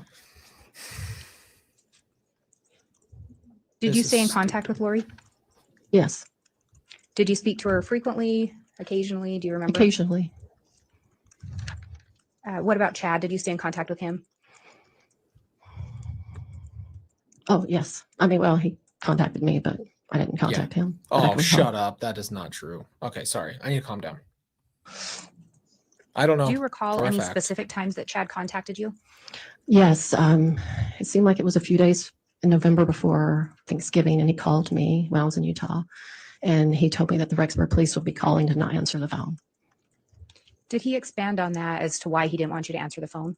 Well, I had to ask him a few questions. And what did he Okay. tell you? He said that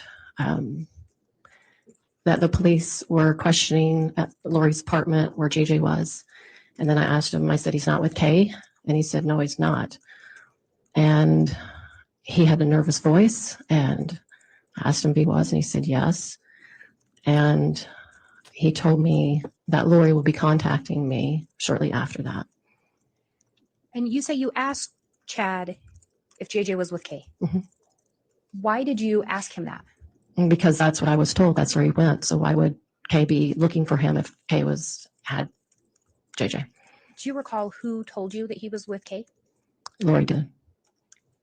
Did Lori tell you how she got JJ into Kay's custody? She said they met at the airport and they met together, and she asked her to watch JJ.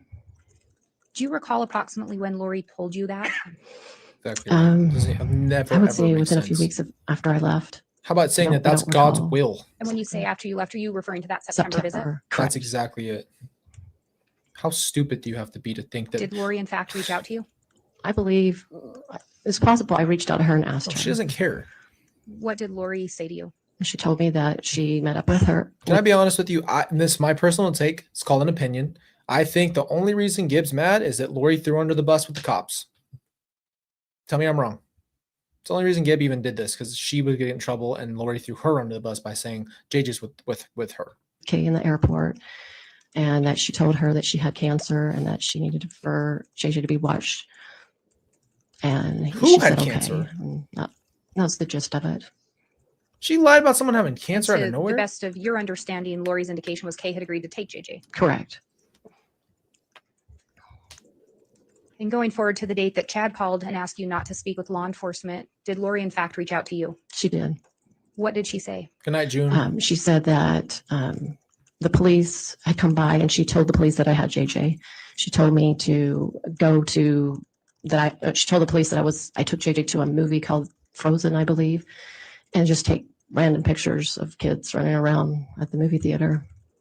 They really planned all this stuff. Was JJ with you? No.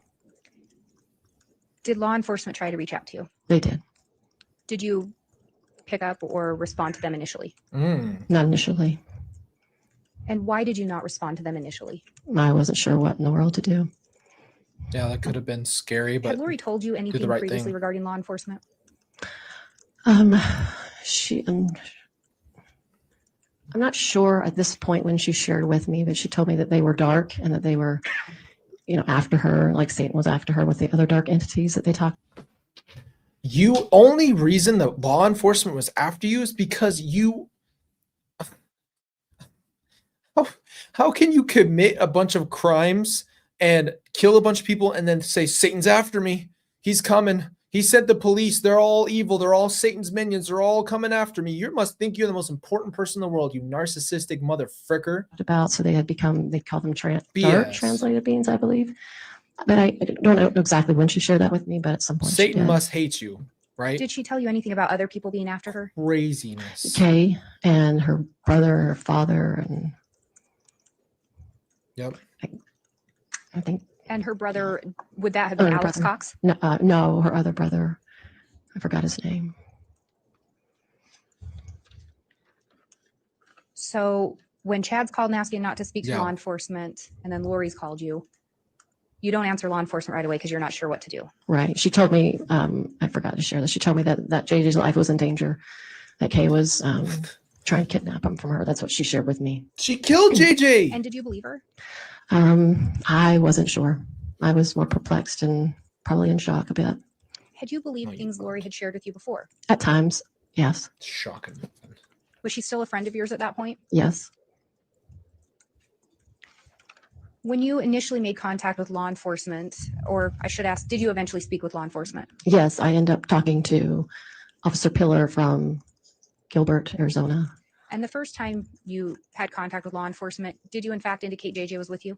How I shared it with him is I said I had him, but then I didn't have him anymore, that Lori had him. Hmm. That's how I kind of talked about it. And had you ever had JJ with you? No. And why at that time did you relay that to law enforcement? I wasn't 100% sure if she was telling truth or not, and I felt in a very weird and uncomfortable position, and I really did not know what to do. Regrettably, I didn't share exactly how I wanted to. At some point, did you end up making contact with law enforcement at a later date? Yes. Do you recall approximately when that was? I feel like it was just the very beginning of December, probably, or the very end of November, somewhere in that time. At that time, did you tell law enforcement that JJ had never been with you? Oh, yeah. Did you share with them what you knew? Yes.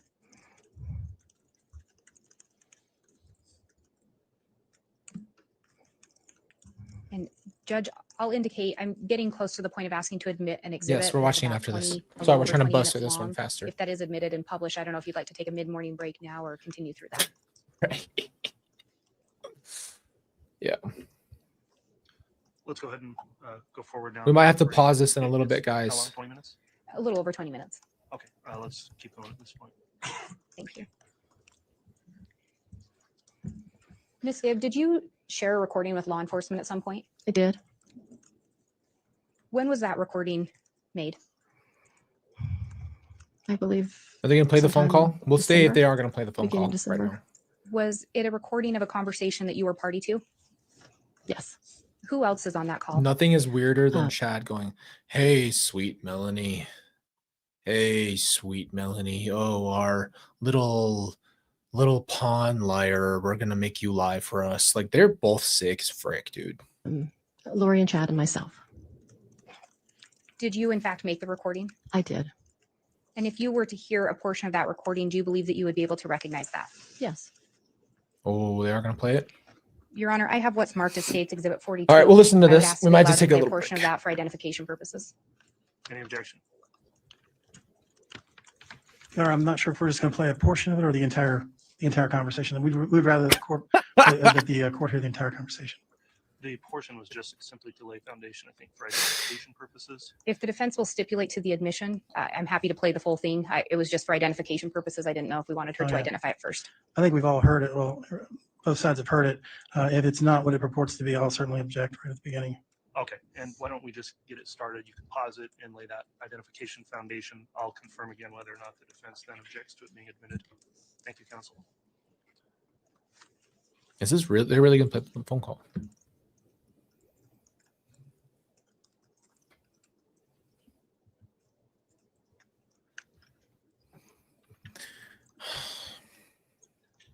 It's gonna take a minute, or Foundation of identification needs to be admitted. I gotta go into Kay's house. okay. This is the Here we go. Wow, I'm doing pretty good at that. All right, we'll listen to the phone call. See where we're at. Hi, Chad. Hey, Lori. Hi. Oh, okay. Hi, sweet Melanie. How can you giggle? Okay, how are you doing, babe? I'm doing pretty good, thanks. I was wondering, where are you guys? We're just hanging out. Are you in Idaho? We're never at home. Okay. I just want to ask you a question if you don't mind. Larry. Stupid ass. I want to know, remember we talked about JJ going to Kay's house and you told me they went there and now he's not there? I was wondering what happened. Well, I had to move him somewhere else because of Yeah. her actions. So was she doing something? Like was she trying to come get him or something, or like trying to kidnap him? Well, she said that a couple times before, but okay. She Well, didn't. you know, I asked Chad the other day. I was like, hey, you know, where is JJ? And he said for my security, he didn't want me to know. So is there a reason I should be in danger to know where he is? Huh. No, nobody. It's his danger. It's the danger that there's people after me. Okay. So. Get the f out of here. Where did you make that up from? Where did she get that? I'll never understand it. Where did you get the danger? You are the danger. I don't know if you know that puts you in danger. Well, just in a bad position. It's funny. Everybody, if they don't know anything, then they don't have to say they know. Right, so you're just worried. Okay. So just to keep them protected and Keep you protected. keep everybody else. I appreciate that. Oh yeah, you protect everybody, don't you? I was wondering why you told the police why he was with me. I just needed somebody so I wouldn't have. I forgot she said I just needed to use. I just needed to use. These slips, man. Lori said I just needed to use. I mean, Tell them where he really was, because they were going to tell Kay where he is. Yeah. So is it? oh yeah, Kay is the worst one, right? Your family, your dad, or you know, my family. Well, not my whole family, but as you know, most of my family is working against me and with her, basically. Yeah. You killed everybody in our family. You nut job. She is safe and happy. Oh my Okay, gosh. well, that's good to hear. Are you afraid of anything? Like, are you afraid to tell me that you're just afraid that that I could be in danger? Like like I don't, like if I knew, like how did that hurt me? I don't understand how that could hurt me if I knew where he was. Well, I'm just not telling anybody so that nobody has to say where he is or get questioned where he is, so I can keep him as safe as possible. Yeah. Okay. I hope that he's okay. I hope you guys are okay. I did have a question. I asked Al at one point, your brother. Your brother. You can just if I got this call from a friend and they talked like this, you would automatically say this is the weirdest phone call I've ever had with this person. If I wanted to know, like where he was, and he said I did not want to know, and that he could not be found. So what does that mean? Oh, she really did ask her though. Time out on your laptop. Also, that nobody has to be worried about it. I mean, nobody has to be questioned about it, so he can be safe. Yeah. So He's safe. How long are you gonna be away for? Like, are you ever gonna be able to come out and come back to society again? Or are you gonna keep, come back? I mean, like, what does that look like? I will do whatever the Lord needs me to do every day. So I just wondered if I was ever gonna see you again. Absolutely, you will. Okay, so maybe when they're done chasing you, you'll be able to come out again, or? Yeah, I mean, it's a ridiculous thing for them to be working with Kay to find me. There's nothing that's gone on that's, you know what I'm saying? Like, they're working with her in some dark capacity. The police are working with her in some dark capacity. There's no reason for them to be after me. You murdered them. Yeah, has she threatened you at all? Dumbass. Yes, lots of times. She threatened you. You killed everybody. What do you mean there's no reason? Say. Well, it's in emails and everything. So, like, she said she was going to come take them, or she was... There's a lot of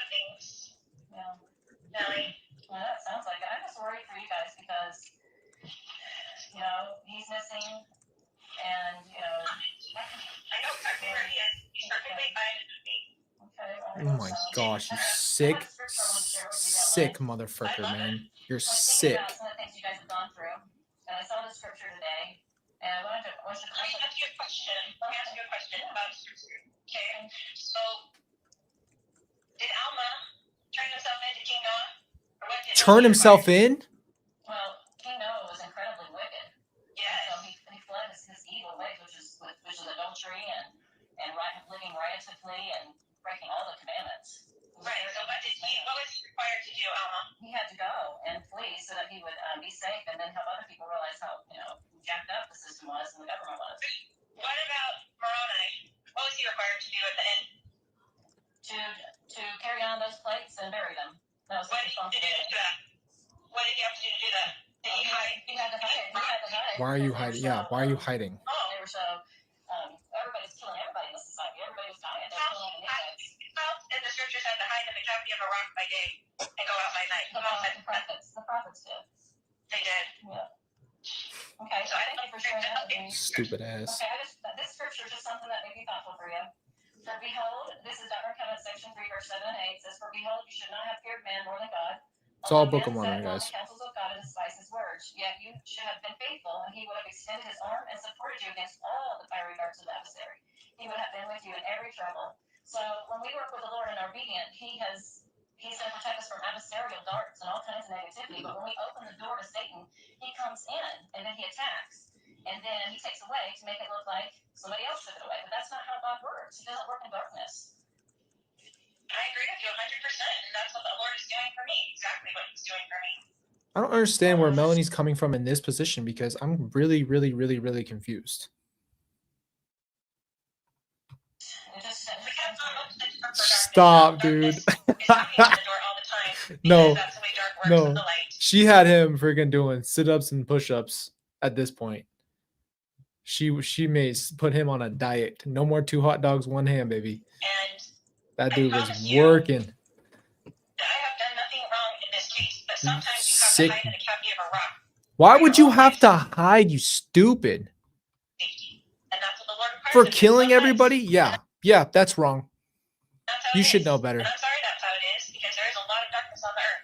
Yeah. You are the darkness. You are the darkness. Ask me for zero reason besides the darkness of Kay, which you already know she's dark. I haven't met her enough to know if she's dark or not. I've just met her slightly, and she seemed like a normal kind of person, but then I haven't engaged with her that much, so I don't know that personally. So you don't know about her changing the thing for herself to be the beneficiary of the policy and all that stuff. None of that's dark, right? Well, I haven't seen those documents. So That's dark? You've seen them on my computer. No, I haven't. I haven't looked in on your computer before. Yeah, show me. I don't know why you're being controversial to me, or if you're recording this conversation for the police or whatever. I don't know what your intention is on this phone call. That's why she's pissed. With all my heart, and I have forever, and I will always be. I appreciate those words, but if you really loved me, you wouldn't have told the police that I had JJ with me. That's not what a friend does. That's the only reason you even care. That's the only reason you're mad. Weird, and it's not safe for me. That doesn't look good. You had to think of my welfare if you love me. None of you have welfare for anybody. Exactly what I felt the Lord was instructing me to do. And I appreciate you, and I love you. And I've never do anything to harm I can you. hear it. And you can have all of this confirmed to you by the Lord. Yeah, the Lord. I have. And my conscience is clear. I feel very understanding what's really going on, Lori. And I believe that you have been very deceived by Satan. I believe that he has tricked you. And You too. I don't believe that what you're doing is correct. I just don't. I mean, Tammy dies, and then your husband died, and then Died. It just doesn't sound like God's plan to me.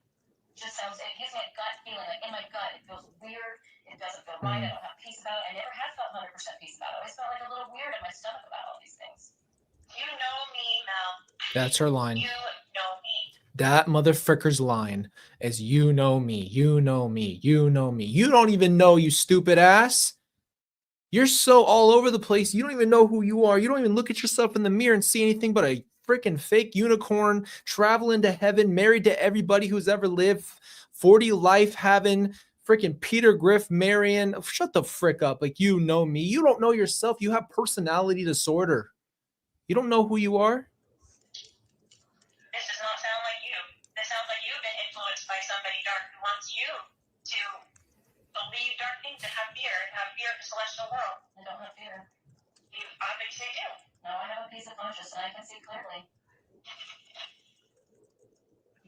I'm sorry that you feel that way. I love you so much.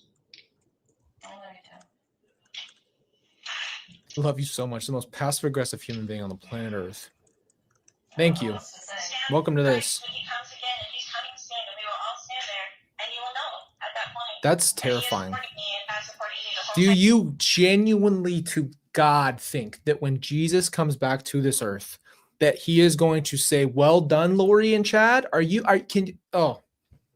This is, there's no words here. And I have not been deceived. I just wanted to Oh, here comes hot dog. say that I know Tammy, but that conspiracy theories, my sister-in-law's right behind it all, and I hope that you're not being influenced by that dark gene. I don't know who she Oh is. my I'm sorry, gosh. she's a girl. I don't even know her. I know that she's coming up with the same type of theories, and it's just not true. My own children were there. They testified that Tammy had been getting weaker and sick, and Shut the I begged her to go to the doctor.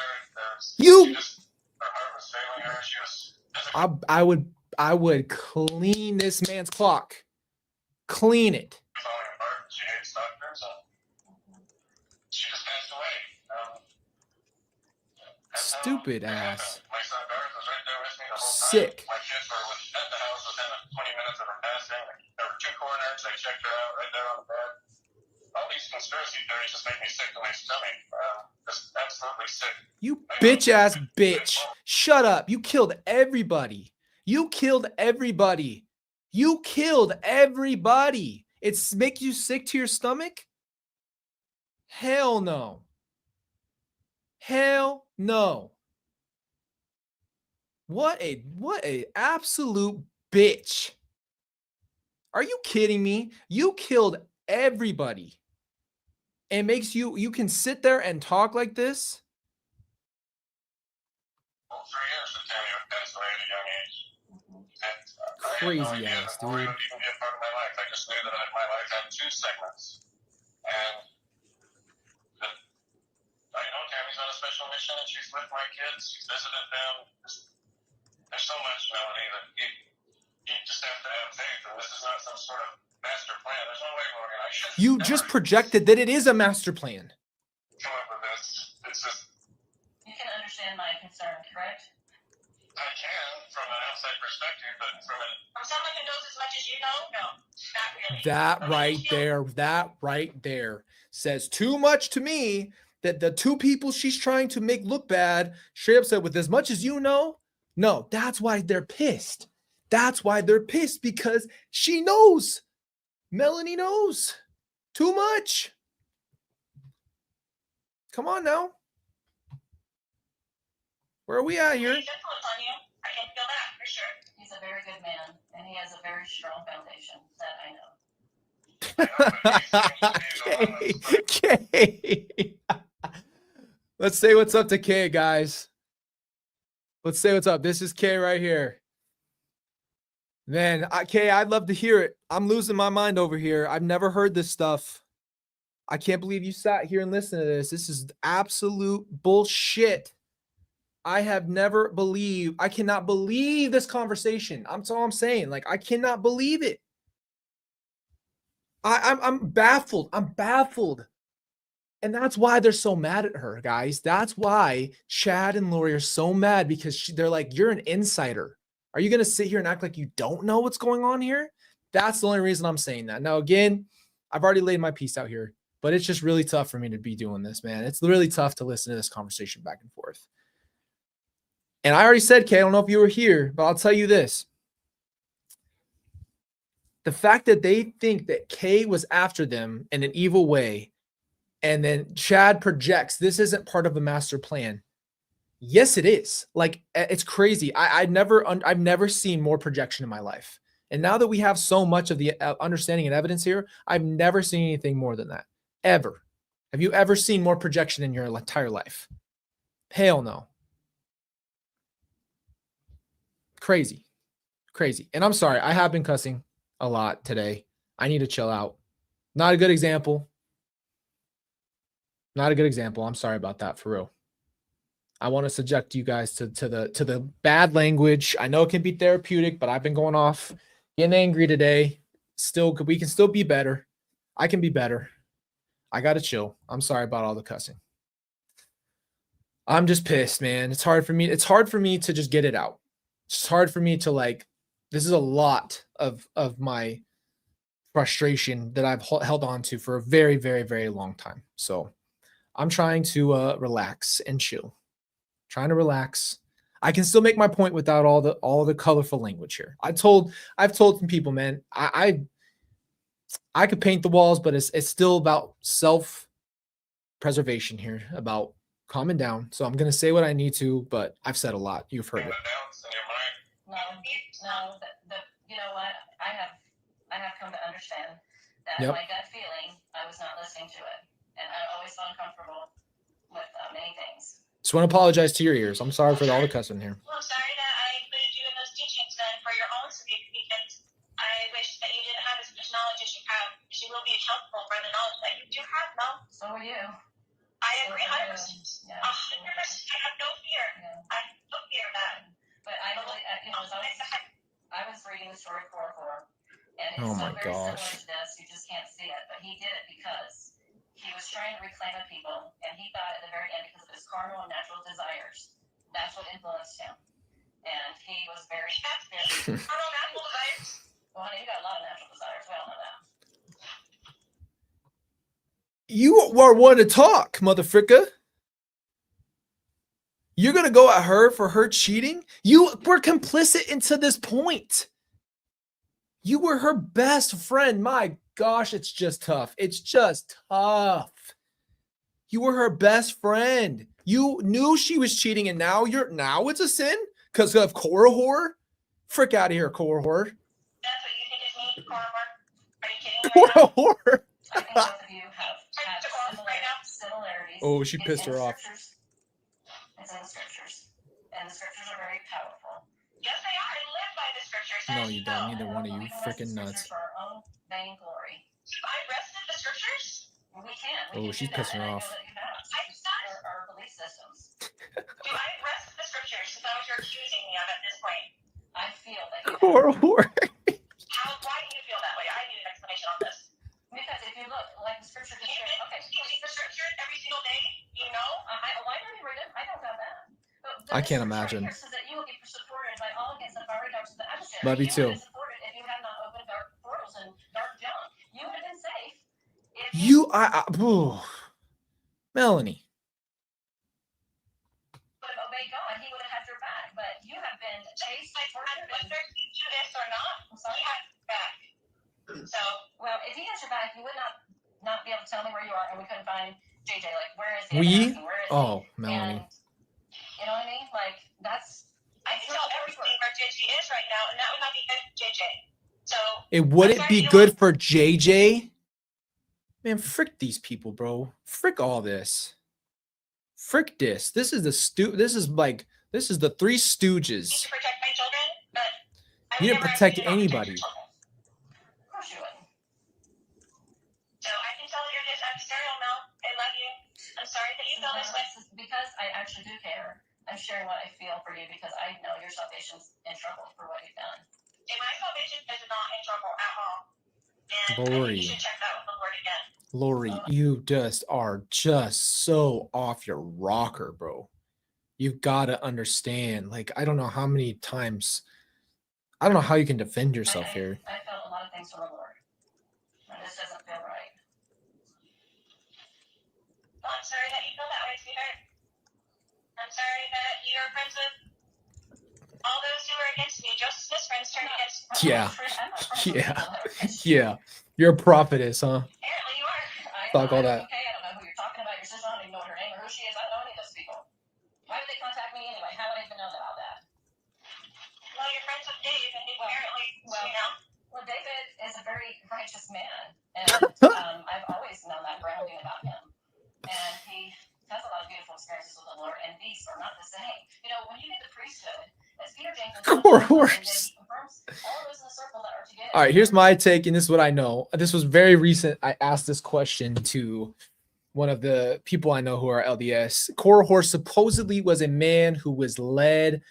He did a bunch of evil things.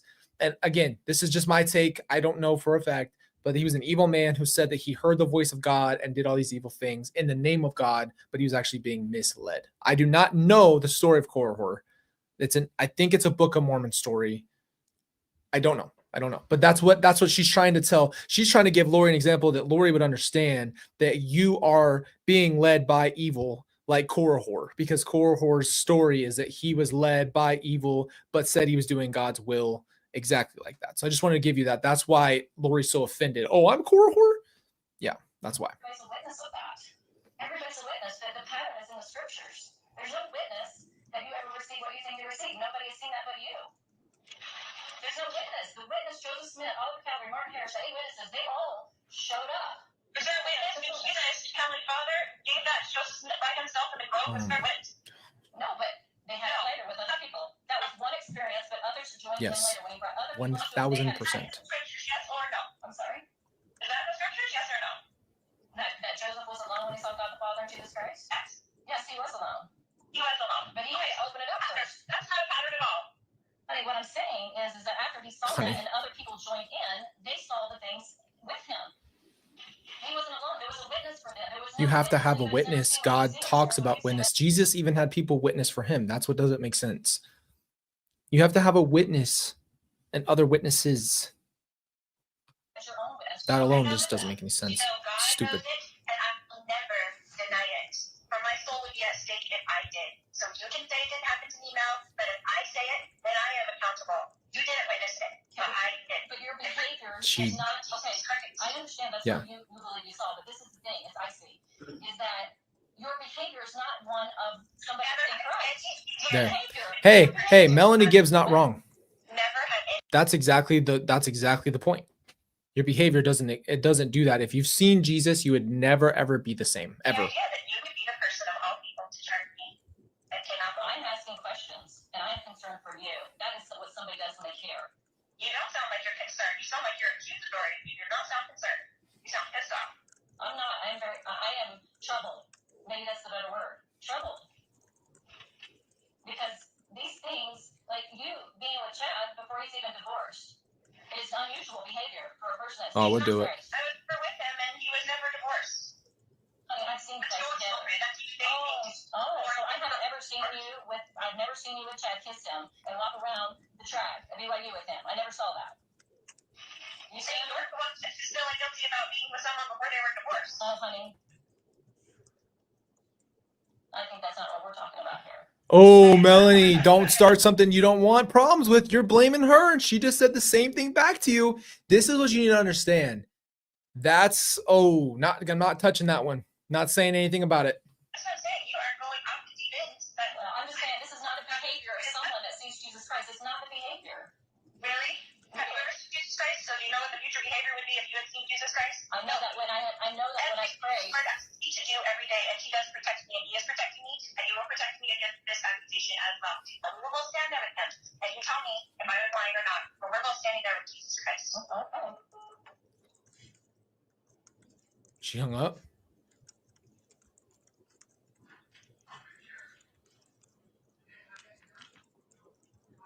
Yep, that's sick stuff. She hung up That's on the her. end of the audio. All right. All right, guys. So what we're going to do, it is now 3:00. We're going to put this on pause. This has a while to go. Almost 2 hours to go. We are going to listen to the rest of this. It sounds like there's going to be a cross after this. I don't know how much further it goes. We are also, do you see this? Can you guys see my screen the way I'm showing it? Okay, you can. We might go over this. This is a very, very long thing. Is that the full? Oh, that's Chad's. Never mind. I thought that was the interview with Nate. I saw the picture. We might go through that interview, possibly. What we'll do is we'll have to process a lot of that. I love you guys. I appreciate you. Today was insane. What the frick? What the frick? What the frick is going on right now?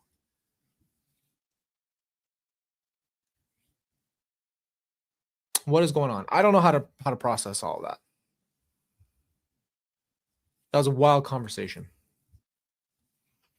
Anyway, here's what we'll do. Let's pick this up. What's today? Thursday? Is it Thursday?